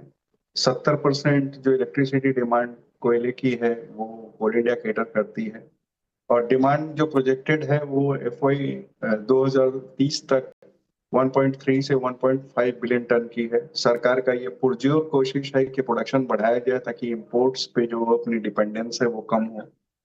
कोल गैसिफिकेशन का प्लांट इन्होंने बनाया है, 83 मेगावाट का सोलर ऑलरेडी चल रहा है, 215 जो बहुत जल्द हो जाएगा। कैश रिच कंपनी है, 37,000 करोड़ के आसपास कैश और बैंक बैलेंस है, और डिविडेंड यील्ड इस वक्त 8% के आसपास बैठ रही है। मैं समझता हूँ कि यहाँ पे नजर रखनी चाहिए। हमारा 1 साल का अनुमान इसमें 470 रुपए का है। 470 रुपए का आपका यहाँ पे 371 पे, मतलब और ऑलमोस्ट 100 रुपए के अपसाइड की बात कर रहे हैं। स्नेहा जी से हमने शुरुआत की थी आज के सेगमेंट की, और सस्ता ऑप्शन ट्रेड पिक उन्होंने पिक किया था, और ये था HDFC बैंक की कॉल। एक बात है, इस स्टॉक को आज आपको एडमायर करना पड़ेगा, वाकई सुदृढ़ मजबूत, आई मीन स्टेबल रहा ये स्टॉक। आज 1740 की call option for possible target of 49, 15 का स्टॉप लॉस। रचना जी ने आज कैफे सुपरस्टार पिक किया और उनकी कॉल थी buy Hindalco futures. I think metals में सबसे क्लीन चार्ट जो है वो हिंडाल्को का है। उसके बाद कविता जी ने चार्ट के चमत्कार किया, वोल्टास पिक, शानदार कॉल। कल के स्टैट्स में आई मीन मेरे ख्याल से 70-72% रोल ओवर्स थे, बट कॉस्ट पैटर्न काफ़ी शानदार था। बखूबी इसने आज मूव दिया 1315 पे, और राजेश अग्रवाल जी ने आज का मिड कैप फंडा पिक किया आपके स्क्रीन पे, और कोल इंडिया 371.20 पर आज का मिड कैप फंडा। मार्केट निफ्टी में थोड़ी सी रिकवरी थी, but it's dead cat bounce, और वो फिजल आउट हो गई। Now it's 22170। और कुछ काउंटर्स लेके आइए जो कि क्रैक हो रहे हैं, एक बार लेके आइए आप। कंटेनर कॉर्प PSU में जा रहा हूँ मैं, और 5% नीचे 630, और ये अब वहाँ पे आ रहा है जहाँ से इसके करियर का सबसे बड़ा बुल रन स्टार्ट हुआ था, और वो प्राइस था मेरे ख्याल से जून 2023 का, और करीब करीब 650 का जोन, वहीं ऑलमोस्ट आ गया। आपकी रीडिंग क्या कहती है इस पर? माइनस 630, ये इसके उस पोस्ट कोविड बेस पे लौट चुका है 630 पर। आपका व्यू क्या कहता है? अगर किसी की होल्डिंग है तो करना क्या चाहिए? कुछ एवरेज आउट का ऑप्शन है इस वक्त? नहीं, देखिए एवरेज आउट तो तभी करें जब कोई रिवर्सल देखने को मिले, उससे पहले इस मार्केट में एवरेज करने की सलाह नहीं रहेगी। लेकिन जिस तरह का फ्रेश ब्रेकडाउन है, मेरे ख्याल से 600 तक की का डाउनसाइड आपको स्टॉक में और देखने को मिल सकता है। अभी ये सही समय नहीं है एवरेज करने का, वेट करेंगे, 600 के आसपास तक प्राइस आ सकता है स्टॉक का। ओके, चलिए अब एक काम करते हैं, अब आपको बताते हैं एक और थोड़ा सा हमारा प्रोप्राइटरी रिसर्च। बाज़ार में बिकवाली तगड़ी है, और इस बीच जो हाल में IPO आए हैं उनका लॉक इन खत्म हो रहा है, कुछ IPOs का। जी हाँ, अप्रैल तक 700 करोड़ से ज़्यादा शेयरों का लॉक इन खत्म होगा। जाहिर सी बात है, ये सब लोग वेट कर रहे हैं कि कब हमारा लॉक इन खुले, हम बाहर निकले। इस डिटेल के लिए चलते हैं हॉर्मास के पास। हॉर्मास, बताइए कौन कौन सी कंपनी है और कितना लॉक इन खुलने वाला है? अब इस सवाल का जवाब तो शायद ढूंढने से भी ना मिले, लेकिन काफ़ी सारी कंपनियों के लॉक इन्स खुलने वाले हैं आने वाले 2 महीनों में। 30 अप्रैल तक की हम बात कर रहे हैं। 712 करोड़ शेयर्स है कंपनियों के, 64 कंपनियों के शेयर्स है, और जिनकी कुल लागत $26 बिलियन है। तो इन सारे शेयरों के लॉक इन्स खत्म होने वाले हैं आने वाले 2 महीनों में। मगर इन 712 करोड़ शेयरों में सिर्फ एक ऐसा है जो एक लायंस शेयर गार्नर करता है, और वो है बजाज हाउसिंग फाइनेंस, जिसका 6 महीने का लॉक इन पीरियड खुलने वाला है 15 अप्रैल को, और जिसके 529 करोड़ शेयर या लगभग 64% उनकी आउटस्टैंडिंग इक्विटी जो है वो लॉक इन पीरियड के जरिए खुलने वाली है। आपको ये बात बता दें, हम ये हर बार ये कहते हैं कि लॉक इन पीरियड खुल जाने का मतलब ये नहीं है कि सारे शेयर बिक जाएंगे, ये सिर्फ ट्रेडिंग करने के लिए एलिजिबल हो जाते हैं। और बजाज हाउसिंग भी है उन शेयरों में से है जो अपने पोस्ट लिस्टिंग हाई से काफ़ी टूटा है, लगभग आधा हो चुका है। तो इस स्टॉक पर नज़र बनाए रखने की ज़रूरत होगी। 15 अप्रैल का वो दिन होगा बजाज हाउसिंग फाइनेंस के लिए। अब हाल फिलहाल की जो लिस्टिंग्स है उन पर नज़र डालते हैं, जिनका 1 महीने का लॉक इन पीरियड समाप्त होने वाला है।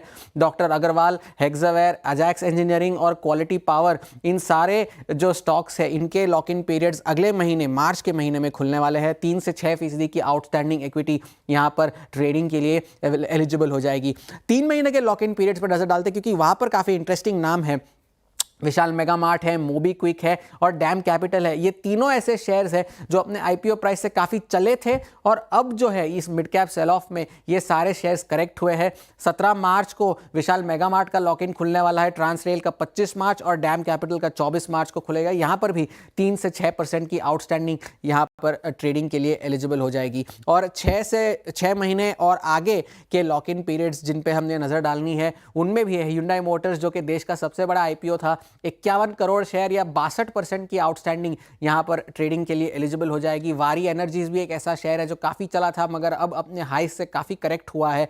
नीवा बूपा, नॉर्दर्न आर्क, इन सब की भी 50 से लगभग 55 या 60% की आउटस्टैंडिंग अप्रैल के महीने में ज़्यादातर, और 24 और 27 मार्च को ट्रेडिंग के लिए एलिजिबल हो जाएगी। तो ये सारे शेयर हैं बड़े शेयर जिन पर नजर रखने की जरूरत होगी, मगर जो फोकस में रहेंगे वो होंगे बजाज हाउसिंग, वारी एनर्जीज और ऑफ कोर्स Hyundai मोटर्स। बिल्कुल, बहुत बहुत शुक्रिया आप हॉर्मास, ये सब जानकारी देने के लिए। सच का सामना होगा अब इनमें से कुछ स्टॉक्स में। इनमें से एक स्टॉक की बात करते हैं जरा, दो की बात करते हैं एक्चुअली। एक बार मुझे दिखाइए जरा वारी एनर्जीज का शेयर प्राइस, और वारी का चार्ट आएगा आपकी स्क्रीन पर। ये देखिए ये अब 2156 पर हम काफ़ी करीब हैं पोस्ट लिस्टिंग के जो इसके लोज रहे हैं उसमें। आई थिंक 6 महीने का चार्ट आ जाएगा तो वो थोड़ा ज़्यादा अच्छे से एक्सप्लेन कर देगा। है क्या इसका 6 महीने का चार्ट? फायर कर दीजिए। हाँ ये देखिए, और एक्चुअली वो भी आपको -7.8 इसलिए दिखेगा क्योंकि एक बार लिस्टिंग के बाद बड़ी रैली भी आई थी उसमें। राजेश अग्रवाल जी, इस पर कोई व्यू होगा? अब लॉक इन खुलेगा तो उसके बाद देखिए, मुझे लगता है कि और दबाव आएगा। ये दो राय नहीं है इस पे कि सोलर पे एक बड़ा प्लेयर है, ऑर्डर बुक लगातार बढ़ती जा रही है, लेकिन वैल्यूएशन थोड़े स्ट्रेच्ड हैं और इतनी करेक्शन के बाद ऑलमोस्ट, अगर मैं रॉन्ग नहीं हूं तो लगभग ऊपर के लेवल से 40-50% डूब चुका है। यहाँ से भी हमें लगता है कि और भी गिरावट आ सकती है, तो इस वक्त इसमें से दूर रहने की सलाह। यही मैं एक्चुअली मैं एक्सपेक्ट कर रहा था कि यही आप कहेंगे, क्योंकि यही लॉजिकल एनालिसिस भी होगा। क्योंकि देखिए क्या होता है ना, जब एकदम पीक बुल मार्केट होती है तो बहुत लोग एकदम चीयर लीडर्स बन जाते हैं। इनमें से कुछ आईपीओस के, जैसे वारी था। एक और मैं आपको एग्जांपल देता हूँ, एफकॉन्स का आईपीओ। अगेन मैंने शो के शुरू में भी बात की थी। अगेन आज एक खबर भी आई है एफकॉन्स पर, उन पर वो जो इनकम टैक्स का सर्वे हुआ। ये स्टॉक भी देखिए अब आप टेक्निकली, अब आईपीओ इन्वेस्टर तो यहाँ लॉस में है ही, लेकिन इवन आईपीओ के बाद भी अगर किसी ने लिया है वो भी लॉस में है। तो ये थोड़ी सी दिक्कत है, और ऐसा कई आईपीओस में देखने को मिलेगा आपको। कई आईपीओस इसमें इस तरीके की चीज़ें अब आपको देखने को मिलेंगी। लेकिन खैर ये बात हुई कुछ आईपीओस की जहाँ पर वो लॉक इन खुलेगा। थोड़ी सी एक वापस कोशिश हो रही है मार्केट में थोड़ी सी रिकवरी की। तो बैंक निफ्टी फिर से थोड़े अटेम्प्ट बना रहा है 350 पॉइंट नीचे इस समय। लेकिन एक काम करते हैं, अब थोड़ा आगे बढ़ते हैं, एक स्टॉक की बात करते हैं जो थोड़ा सा आज थोड़ा सा रिलीफ है। और वोल्टास का शेयर दिखाइए ज़रा। अभी इस पर ट्रेड भी ली गई। आज सुबह स्पॉटलाइट में भी ये शॉर्टलिस्ट में आया था वैसे स्टॉक वोल्टास। अब ग्रीन में है। क्रॉम्पटन एक और स्टॉक है जिनमें थोड़ा दबाव कम है आज। इस बार गर्मियाँ थोड़ी पहले आ गई हैं। मौसम विभाग का मानना है कि मार्च अब तक का सबसे गर्म महीना रह सकता है। ऐसे में कंज्यूमर ड्यूरेबल्स, खासतौर से कूलिंग प्रोडक्ट्स की डिमांड बढ़ रही है इस गर्मी में। कंज्यूमर ड्यूरेबल्स की डिमांड कैसी रहेगी और ब्रोकरेज से क्या मानना है, दीपाली से जानते हैं। Deepali, good afternoon. Good afternoon. और आईएमडी ने तो इनफैक्ट जो लेटेस्ट रिपोर्ट जारी की उसमें क्लियरली कहा है कि मार्च हॉटेस्ट मंथ रहेगा, जो कि रिकॉर्ड गर्मी पोस्ट करेगा। 40 डिग्री से टेम्परेचर जा सकता है दिल्ली जैसी जगह में। और अगर अनुज बॉम्बे की बात करें तो महाराष्ट्र में तो नॉर्मल से 5 से 6 डिग्री ज़्यादा टेम्परेचर रहने की प्रोबेबिलिटी है मार्च में, जो यूजुअल रहता है। अगर हम कंपनीज की बात करें ब्रोकरेज रिपोर्ट से पहले कुछ अपडेट्स मैं यहाँ पर शेयर करना चाहूँगी। अगर रीसेंट अर्निंग्स देखेंगे तो अर्निंग्स के साथ साथ कुछ कंपनियों ने स्पेसिफिकली जो पोस्ट अर्निंग्स कॉन कॉल की है उसमें इस बात का इंडिकेशन दिया है कि इस बार अर्ली समर्स रहेंगी, और उसकी वजह से जो प्री अर्ली सेल्स होती हैं वो काफ़ी एनकरेजिंग रही है, स्पेशली क्रॉम्पटन और वोल्टास के लिए। वोल्टास ने तो ये भी कहा है कि वो टियर 2 टियर 3 सिटीज़ में एक्सपैंड करेंगे, नए प्रोडक्ट्स लॉन्चेस करेंगे। तो यहाँ पर ऑलरेडी अर्ली डिमांड का इंडिकेशन आना शुरू हो गया है। अगर हम रिपोर्ट की बात करें तो बीएनपी पारिबास की एक इंटरेस्टिंग रिपोर्ट आई जिसमें उन्होंने कहा है कि मार्च ऑनवर्ड्स जो समर डिमांड है कूलिंग प्रोडक्ट्स की, उसमें एक शार्प सर्ज देखने को मिलेगा, और डीलर्स ऑलरेडी अग्रेसिवली स्टॉकिंग कर रहे हैं ताकि एकदम से शॉर्टेज ना हो, जो कि पिछले सीजन में भी देखने को मिली थी। बस फर्क इतना है कि पिछले साल के मुकाबले जो स्टॉकिंग है वो इस बार जल्दी शुरू हो गई है। इनफैक्ट अब तक जो भी नए मॉडल्स लॉन्च हुए हैं, स्पेशली कूलिंग सेगमेंट में, स्पेशली एसी कैटेगरी में, उनके प्राइस हाइक नहीं हुए हैं। अब माना यह जा रहा है कि यहाँ पर प्राइस हाइक होते हुए भी दिखाई देंगे, स्पेशली एसी और रेफ्रिजरेटर्स के। और इनफैक्ट 2024 में देखें जो टोटल एसी सेल्स रही थी इंडिया में वो 13.5 मिलियंस की रही थी, जो कि 2023 के मुकाबले लगभग 2.5 मिलियन ज़्यादा था। इस बार भी एस्टिमेट सही है, 2.5 मिलियन ज़्यादा एसी की सेल्स रहेंगी पिछले साल के मुकाबले। रेफ्रिजरेटर, वॉशिंग मशीन्स की डिमांड टिपिड रही है, लेकिन यहाँ भी increase demand specially refrigerator segment में रहने की पॉसिबिलिटी है। तो दो पॉकेट स्पेसिफिकली हैं जो कि फोकस में रहेंगे। एक वो कंपनियां जो फैंस बनाती हैं, यहाँ पर जो अर्ली सेल्स शुरू हुई हैं वो काफ़ी एनकरेजिंग है, स्पेशली सदर्न रीजन में। और दूसरी वो कंपनीज जो कि एसी मैन्युफैक्चरिंग में डील करती हैं, और इसीलिए उनका मानना है कि क्रॉम्पटन, वोल्टास आउट परफॉर्म कर सकते हैं। हालांकि उनका view Whirlpool, Crompton, Orient electric, Havells, Voltas पर है। सभी पर बाय रेटिंग है। टारगेट्स वर्लपूल पर 1310, क्रॉम्पटन पर 435, ओरिएंट इलेक्ट्रिक पर 275, हेवल्स पर 1950 और वोल्टास पर 1580 के हैं। लेकिन यहाँ पर डिमांड अब यहाँ स्ट्रॉन्ग पिकअप होना शुरू करेगी, और इसी एंटिसिपेशन में शायद इन स्टॉक्स में थोड़ी सी वाइब्रेंसी दिखाई भी दे रही है। इसीलिए हमने लिंक भी दिल्ली से कराया, दीपाली से, क्योंकि मुंबई वालों को तो एसी परमानेंटली चाहिए। और वीरू तो खैर अभी पहाड़ों में भी चले गए थे। वीरू, मैं बताऊं आपको, मुंबई में पूछा है ना कि कितने सीज़न हैं, तो मुंबई में कहते हैं, दिल्ली में पूछना है कितने सीज़न है। दिल्ली में 5 डिस्टिंक्ट सीज़न होते हैं। समर, विंटर, ऑटम, मॉनसून और स्प्रिंग। मुंबई में 2 सीज़न होते हैं, ड्राई और वेट। या तो मुंबई में बारिश हो रही है, मुंबई में बारिश नहीं हो रही है, उसके अलावा गर्मी तो है ही है। तो इसके लिए मुंबई में हमको इस चीज़ का पता है, मतलब वो ले दे के दिसंबर में एक 15 दिन आते हैं जिसमें कुछ हद तक आप कह सकते हैं जिसको आप विंटर कहते हैं बेसिकली, वो 15 दिन का होता है। और कुछ हमारे चेन्नई के मित्र हैं, वो मैसेज भेज रहे हैं, चेन्नई में 3 वेदर होते हैं, हॉट, हॉटर और हॉटेस्ट। लेकिन दिल्ली वालों को ये अच्छा है, सारे वेदर देखने को मौजूद दिल्ली में पर- भी अब 2 हो गए, पर- समर और विंटर। मुझे लगता है ऐसा। नहीं पर मैं बताऊं आज आप दीपाली से पूछ लीजिए, भले ही देखिए 2 चीज़ें गर्म, अभी दिमाग गर्म है लेकिन पारा गर्म नहीं हुआ अभी। अब मतलब मेरे ख्याल से कल ना काफ़ी बर्फबारी हुई है ना, दीपाली मनाली लेकिन वीरू ज्यादा खुश होने की जरूरत इसलिए नहीं है क्योंकि एमडी ने पहले ही कहा है कि जो रिलीफ है ये सिर्फ 2 दिनों का ही है नॉर्दर्न इंडिया में। आज तो शुक्रवार तो ठंडा गुजरेगा ना, दीपाली कम से कम मैं यही कह रहा हूँ, आज शुक्रवार ठंडा गुजर जाए। बट हाँ, दीपाली सही कह रही हैं कि मेरे ख्याल से असल में परसों तरसों जो दिन था, मेरे ख्याल से ये 20-21-22 फरवरी के आसपास, वो 18 साल का सबसे हॉटेस्ट डे था। तो दीपाली ने यस 29-30 डिग्रीज तक गया वीरू टेम्परेचर। वो हॉटेस्ट डे था इन लास्ट 18 ईयर्स। बट ठीक है, आई मीन ये बात दीपाली ने बखूबी रखी। राजेश जी, आपने हमारा डिस्कशन सुना? अच्छा, मैं देख रहा था ब्लू स्टार को, जरा एक बार ब्लू स्टार लेके आइएगा। शायद ये इस सेगमेंट का सबसे स्ट्रॉन्ग प्राइस परफॉर्मर है। यस, एट 1939 ये अभी भी अपने करियर की जो सबसे हाईएस्ट ट्रैजेक्टरी वहाँ पे ट्रेड कर रहा है। राजेश जी, आपने पूरे इस आकलन को अभी दीपाली को सुना, आपका व्यू क्या है? आई मीन इस सेगमेंट में आपकी शॉपिंग लिस्ट में सबसे ऊपर क्या अपीयर करेगा? आप स्ट्रेंथ को बाय करेंगे, वीकनेस को बाय करेंगे? देखिए, दीपाली ने भी बहुत सही कहा कि गर्मी बहुत जल्दी पड़ने वाली है, और इसका एक एग्जांपल मैं दे दूं तो आज की 28 फरवरी को, फरवरी के महीने में कलकत्ता का टेम्परेचर 33 दिखा रहा है इस वक्त करंट। तो आप समझ सकते हो किस तरह की गर्मी हम एक्सपेक्ट कर रहे हैं। और इसी वजह से हमें लगता है कि जो गर्मी से रिलेटेड कंपनियां हैं, फिर वो चाहे एसी की हो, कोल्ड ड्रिंक्स की हो, ये सब में थोड़ी सी अच्छी तेजी बनने वाली है आने वाले दिनों में। अब खास एयर कंडीशनिंग की और इसकी बात की जाए तो मैं समझता हूँ वोल्टास के साथ ही जाना चाहिए। तीसरी तिमाही में नतीजे अगर देखें तो लॉस से प्रॉफिट में आ गई थी कंपनी। मार्जिन्स में थोड़ा प्रेशर था, वो ईएमपी डिविजन्स के लिए था। अगस्त में नए एमडी कार्यभार संभालेंगे, उसके बाद हो सकता है कुछ नए अनाउंसमेंट्स भी आए। और जिस तरीके से डिमांड बढ़ती जा रही है, डीलर ओवरस्टॉकिंग कर रहे हैं, मुझे लगता है कि यहाँ से अच्छा अपसाइड बन सकता है। 1600 1650 को टारगेट रख के यहाँ पे लोग एक्यूमुलेट कर सकते हैं। वोल्टास में एक्यूमुलेट करने की राय है। एक बार क्रॉम्पटन पे भी व्यू ले लेते हैं। अब ब्रोकरेजेस रिपोर्ट में पेश कर रही थी, ब्रोकरेजेस बुलिश भी नजर आ रहे हैं, अच्छा खासा टारगेट प्राइस क्रॉम्पटन पे रखा है और इनफैक्ट फैन वर्टिकल में ये काफ़ी ज़्यादा अग्रेसिव मोड में काम कर रहे हैं। क्रॉम्पटन पे क्या राय रहेगी? मानस जी, चार्ट्स में समीकरण बनते नजर आ रहे हैं क्या फिलहाल आपको? देखिए, चार्ट तो अभी भी निगेटिव है शायद जी, क्योंकि यहाँ पर लोअर टॉप्स लोअर बॉटम्स के साथ कंसोलिडेशन के बाद एक फ्रेश ब्रेकडाउन डेली चार्ट पे देखने को मिला है। आई थिंक यहाँ पर गिरावट बढ़ने के चांसेस ज्यादा लगते हैं, तो फ्रेश खरीदारी तो 340 के ऊपर ही करनी है, उससे पहले नहीं करनी है। और ये भी ध्यान रखना है कि अगर ये 318 के नीचे फिसलेगा तो गिरावट में आपको शायद 302 रुपए तक के भाव भी इस वक्त दिखा सकता है। ओके, चलिए अब आगे बढ़ते हैं और हमारे साथ बात करने के लिए इस सेलिंग के एनवायरनमेंट में क्या करें ये बताने के लिए हमारे साथ जुड़े हैं अल्फा एक्यूरेट एडवाइजर्स के managing director Rajesh Kothari. Rajesh ji, good afternoon. I am assuming कि आपका पोर्टफोलियो भी इस समय काफ़ी पेन में होगा, जैसा कि पूरा मार्केट है। आप क्या कर रहे हैं इस समय और आपकी क्या एडवाइस होगी?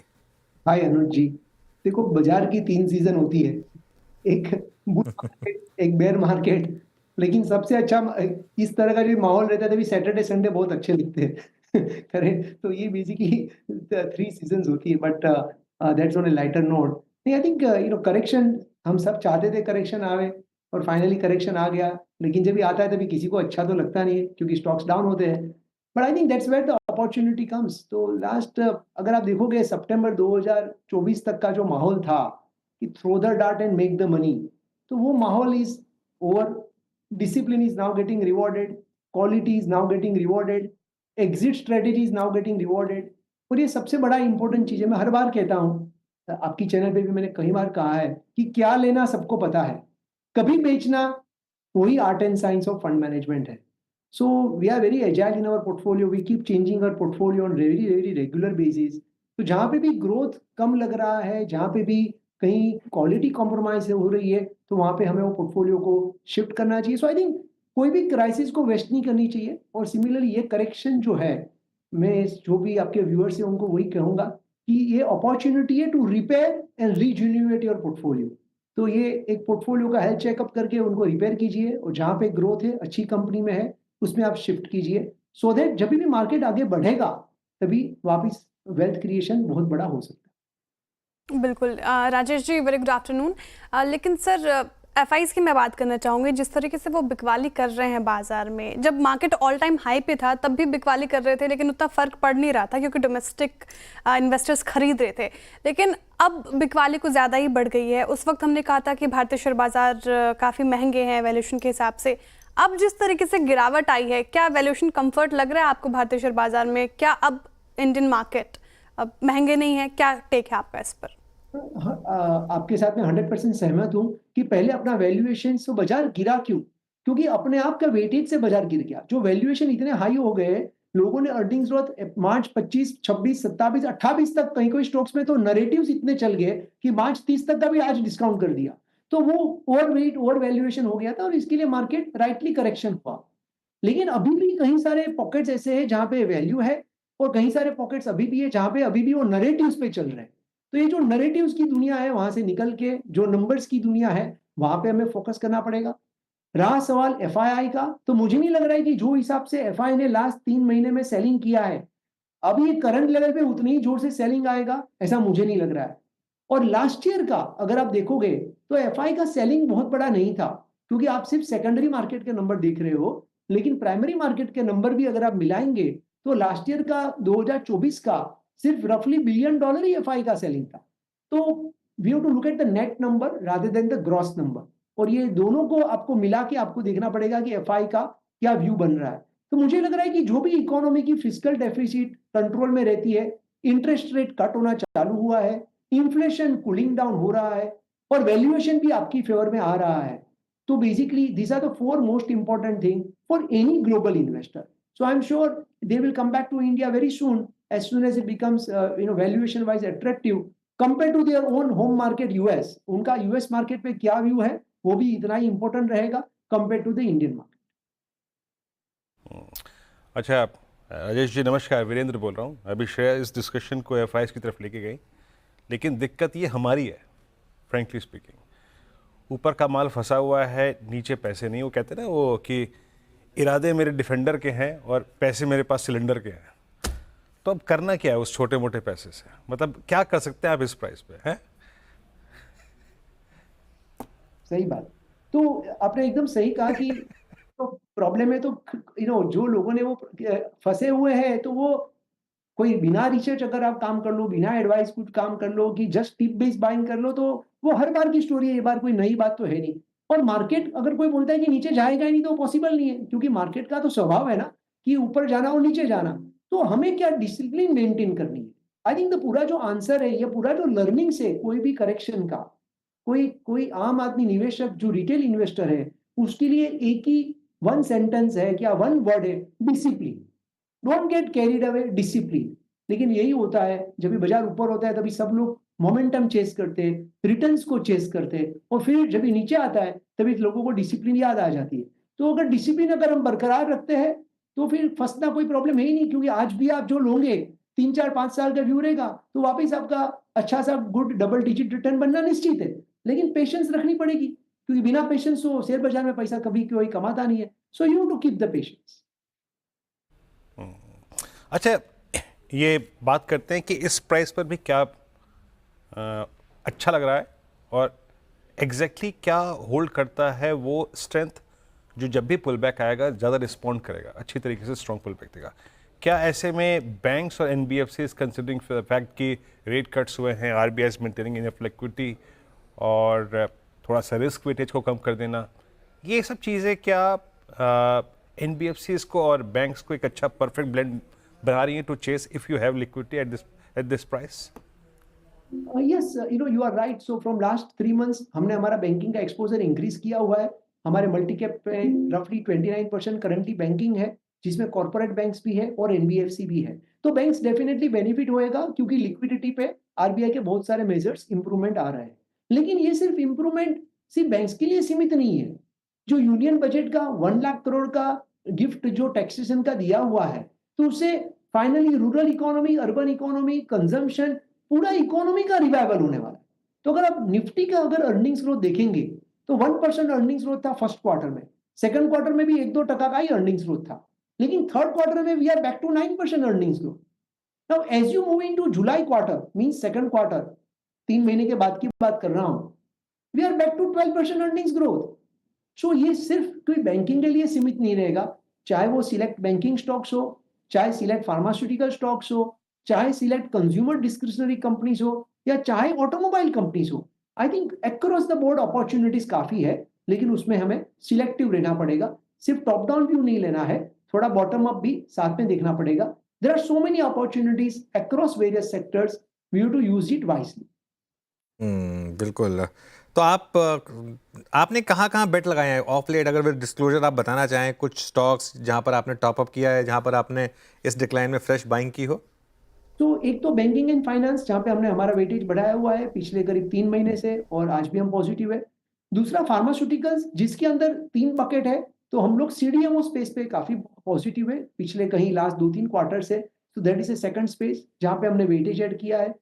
तीसरा जो डिजिटल प्लेटफॉर्म्स जो है, like for example insurance aggregator, तो इस तरह की कंपनी जहां पे ग्रोथ फंडामेंटली बहुत ही स्ट्रांग है, और आगे का जो रोड मैप है वो बहुत ही strong double digit 25-30% kind of a growth opportunity जहां पे दिख रही है, तो ये तीसरा बकेट है। एंड कंज्यूमर डिस्क्रिशनरी हमें लग रहा है will be the very big beneficiary, 3-4 महीने के बाद आपको इफेक्ट दिखाई देगा, और हमें लग रहा है consumer discretionary also will benefit in a big way. तो ये 4 पॉकेट्स हैं जहां पे we have been increasing weight in last correction. तमाम सेक्टर्स बताए आपने राजेश जी, लेकिन आईटी सेक्टर कहीं जिक्र नहीं हुआ। आईटी सेक्टर पे भी आपका टेक में जानना चाहूँगी। जिस तरीके से बिकवाली हुई है बाजार में, आईटी सेक्टर एक बड़ा फैक्टर है। देखिए इंडेक्स ही पूरा 4% से ज़्यादा लुढ़क गया। आईटी सेक्टर में कहीं आप बेट लगा रहे हैं, स्पेशली मिड कैप और लार्ज कैप दोनों में, अगर आप सेग्रीगेट करना चाहें तो? यस, आईटी सेक्टर में भी हमने हमारा वेटेज पिछले जुलाई, अगस्त, सितंबर से हमने बढ़ा के 8% का रफली, अभी हमारे पास 12% हमने आईटी वेटेज किया हुआ है, और इसमें दोनों है, लार्ज कैप भी है और मिड कैप भी है। आज का आईटी का इंडेक्स सिग्निफिकेंटली डाउन है because of the US related things, लेकिन हमें लग रहा है कि US economy is going to do little bit better in 2025।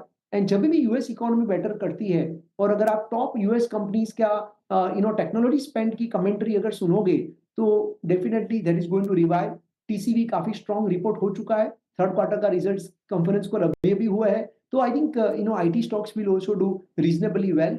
Both IT and pharma both will do reasonably well.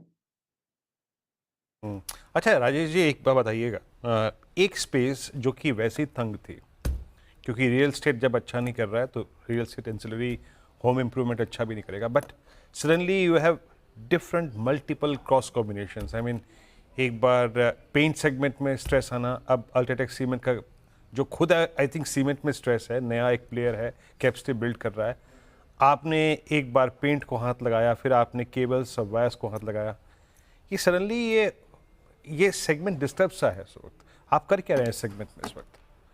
Virendra ji, कोई भी कंपनी अगर आप देखेंगे हिस्टोरिकली, पिछले 50 साल की हिस्ट्री आप चेक करोगे, तो कोई भी कंपनी मल्टी बैगर तभी बनती है जब भी उसका ग्रोथ बहुत बड़ा होता है। वो ग्रोथ करने के लिए अलग अलग सेगमेंट में यू नीड टू एंटर। तो सबसे बड़ी जो आपकी स्ट्रेंथ जो रहती है कोर सेगमेंट में, उसके बाजू की जो सेगमेंट रहती है जिसको एडजेसेंट सेगमेंट कहते हैं, you have to enter into that. For example, largest plywood company जो थी, दे एंटर्ड इनटू एमडीएफ, तो आज एमडीएफ में लार्जेस्ट बन गई। लार्जेस्ट फ्लोरोकेमिकल कंपनी एक थी, they entered into other speciality chemical, तो आज स्पेशलिटी केमिकल में नंबर 1 बन गई। जो स्पेशलिटी केमिकल में नंबर 1 बन गई, they entered into HPP, high performance polymer, तो वो हाई परफॉर्मेंस पॉलीमर में नंबर 1 बन गई। जो कंपनी सिर्फ बिस्किट बनाती थी, वो बिस्किट के उपरांत केक भी बनाने लग गई, वो उसमें नंबर 1 बन गई। सो अगर आपको आपका ग्रोथ करना है कोई भी कंपनी को, तो आपको रिलेवेंट रहना पड़ेगा और ग्रोथ ऐड करना पड़ेगा।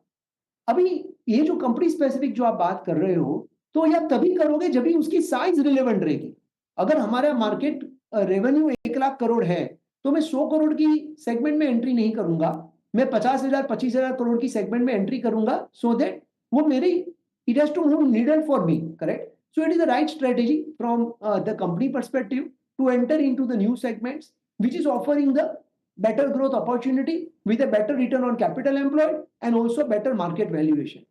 क्योंकि अगर आप देखोगे तो वायर एंड केबल के मार्केट वैल्यूएशन जो है 40-50 के पीई पे है और सीमेंट के वैल्यूएशन 25-30 के पीई पे है और आरओसी वायर एंड केबल का ज्यादा है, B2C का ज्यादा बिजनेस है. तो any company which is a significant capital as well as cost advantage and of course they have to prove themselves.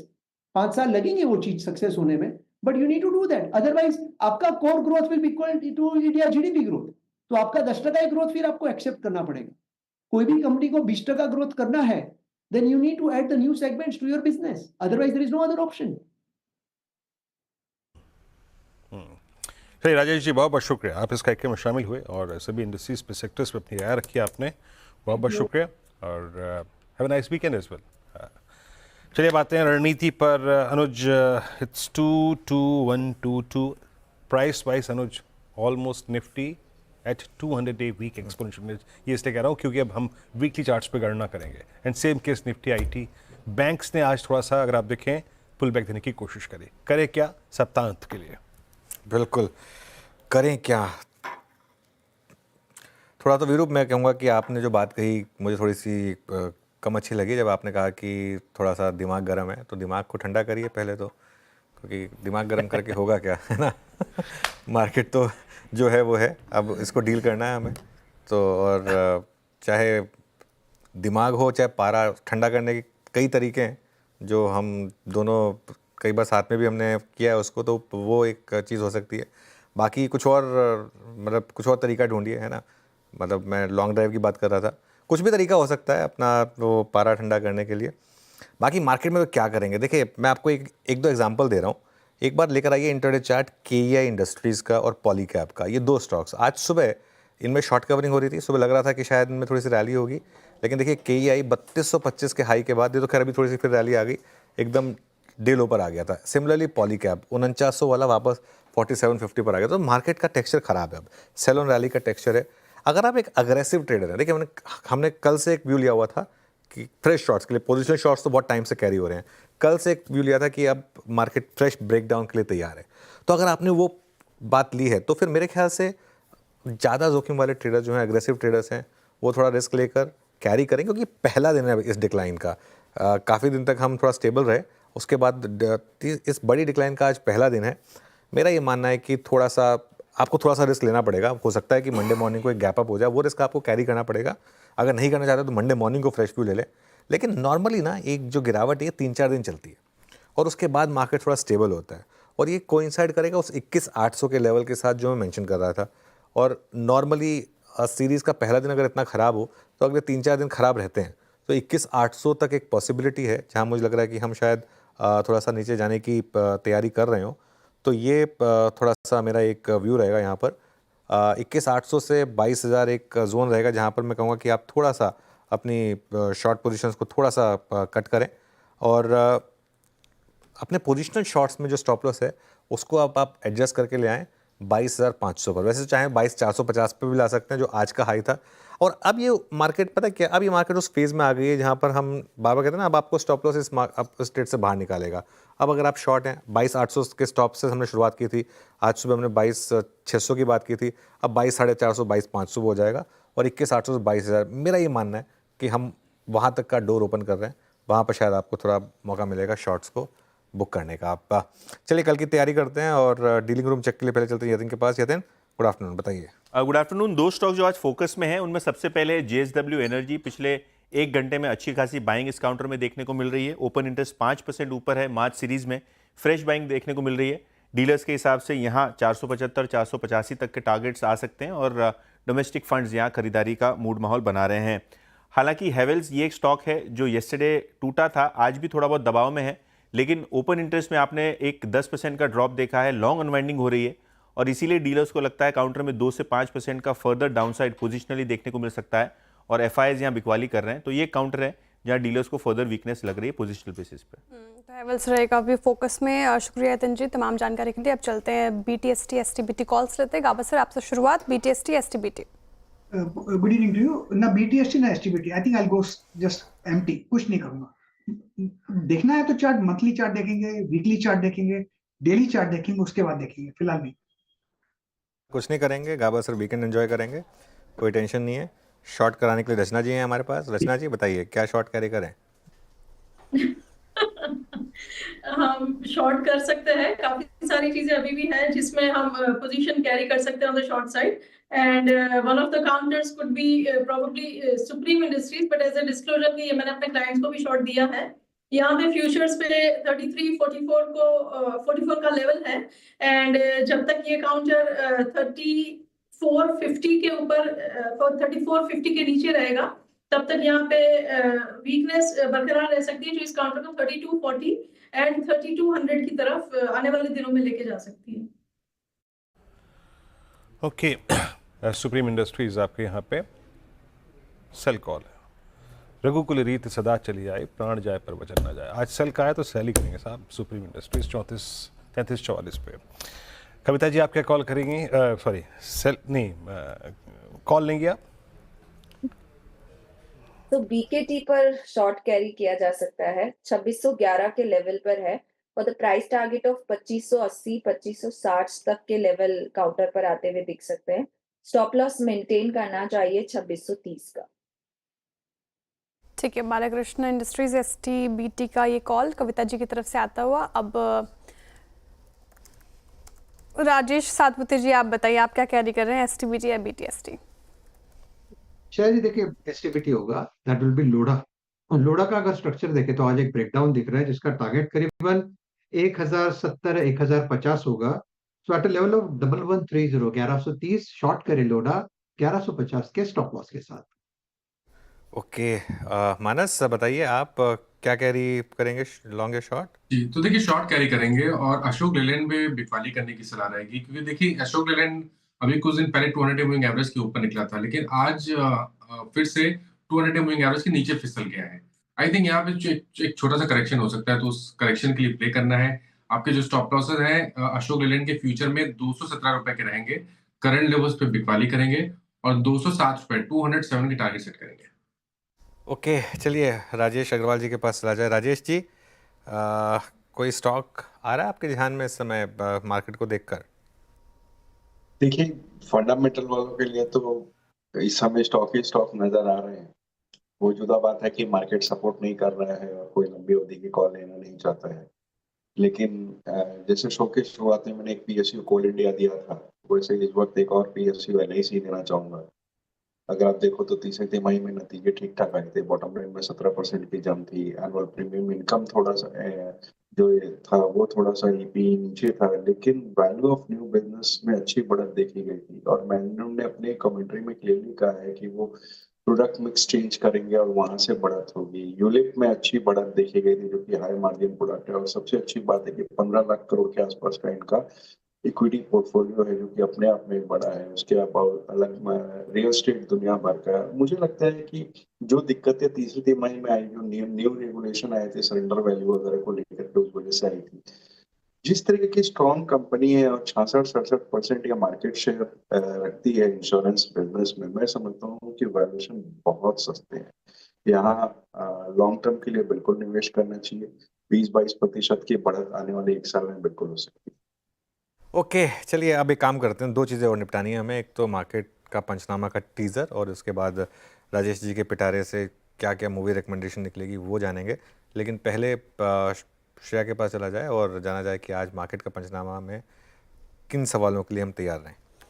हाँ सर, सवाल तो बहुत आ रहे हैं, कुछ एक वाइडर पर्सपेक्टिव से सवाल पिक कर रही हूँ। राहुल जैन जी जो हमारे रेगुलर व्यूअर हैं वो पूछ रहे हैं, Anuj sir, with this market fall do you think people will start liquidating their mutual funds over the next few months leading to selling in the market by DIs also? क्या लगता है? बहुत अच्छा सवाल है और एक बहुत ही नेचुरल सवाल है।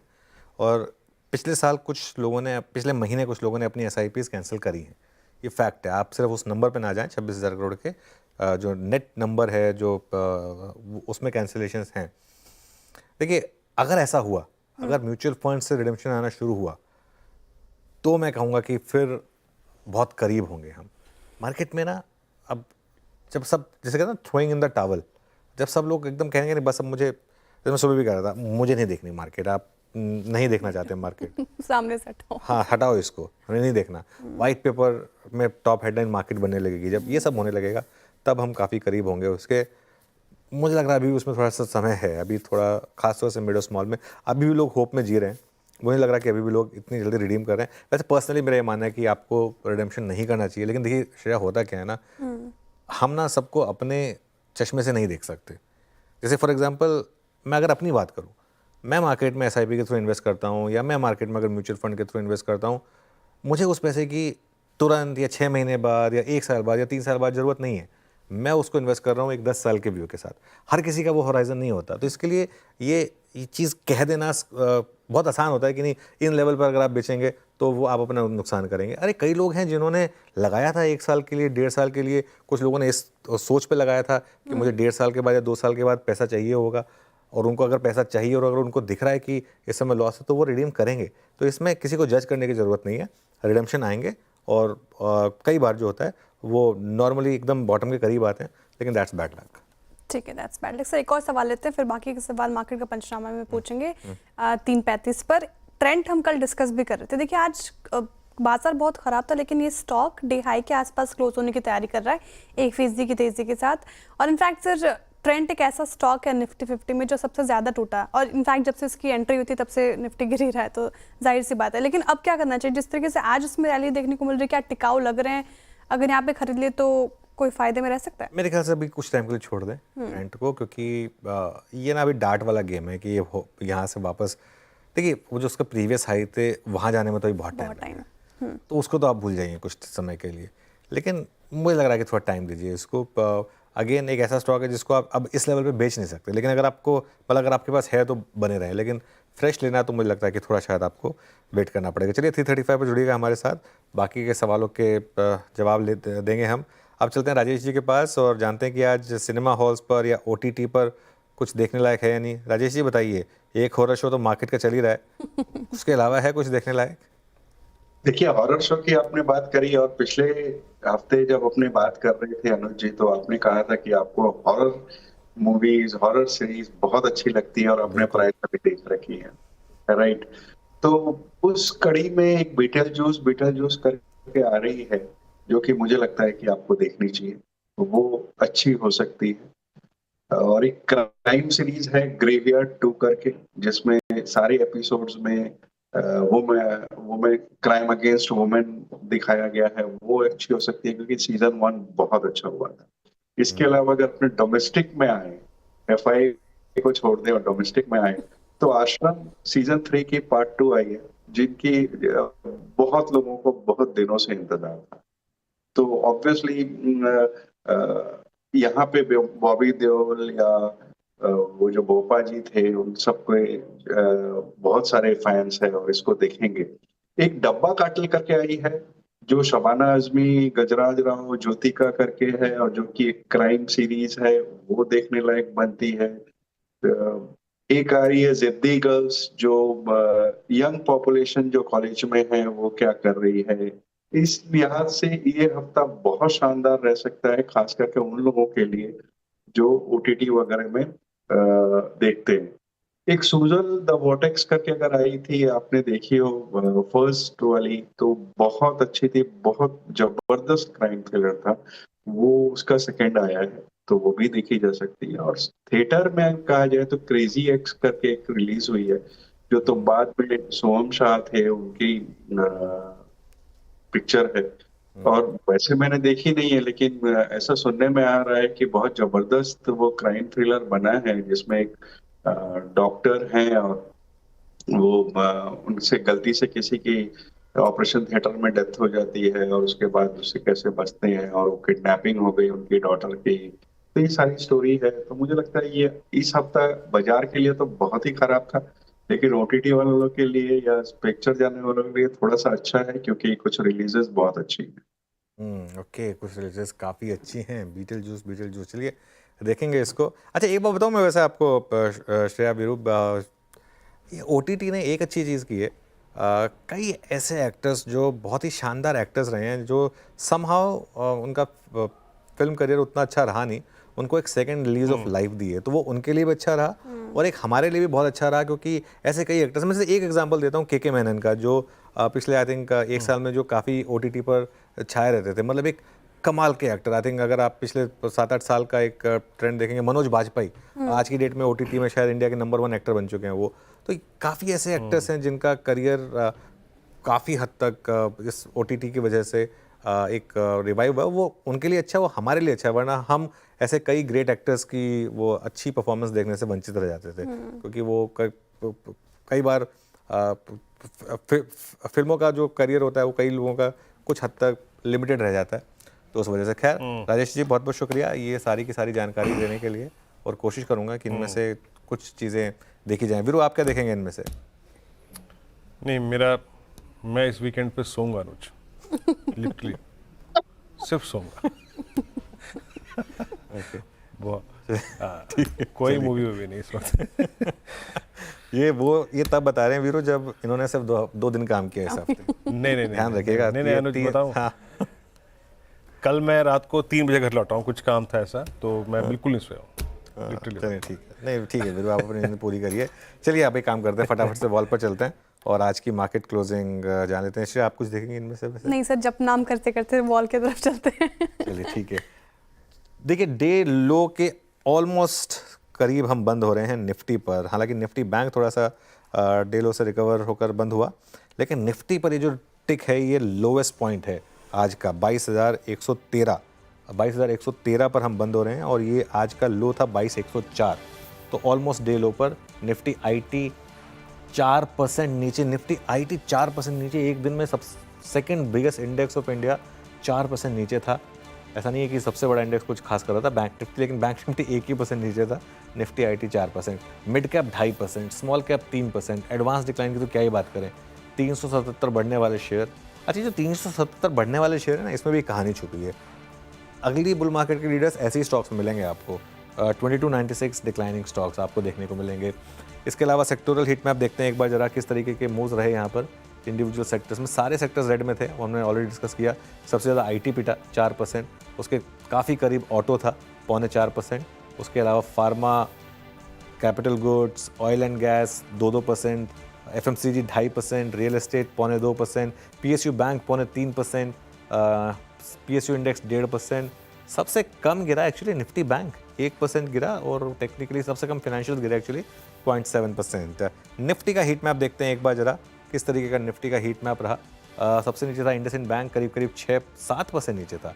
टेक महिंद्रा, विप्रो, भारती 5% नीचे था। देखिए भारती जैसा stock, Mahindra, Tata Motors, Titan, Tata Consumer, Infosys, HCL Tech, Maruti, Kotak, across the board selling थी। कुछ हद तक HDFC बैंक ने बचाया, 1.7% ऊपर था ये स्टॉक, और थोड़ा सा श्रीराम फाइनेंस ने हेल्प की।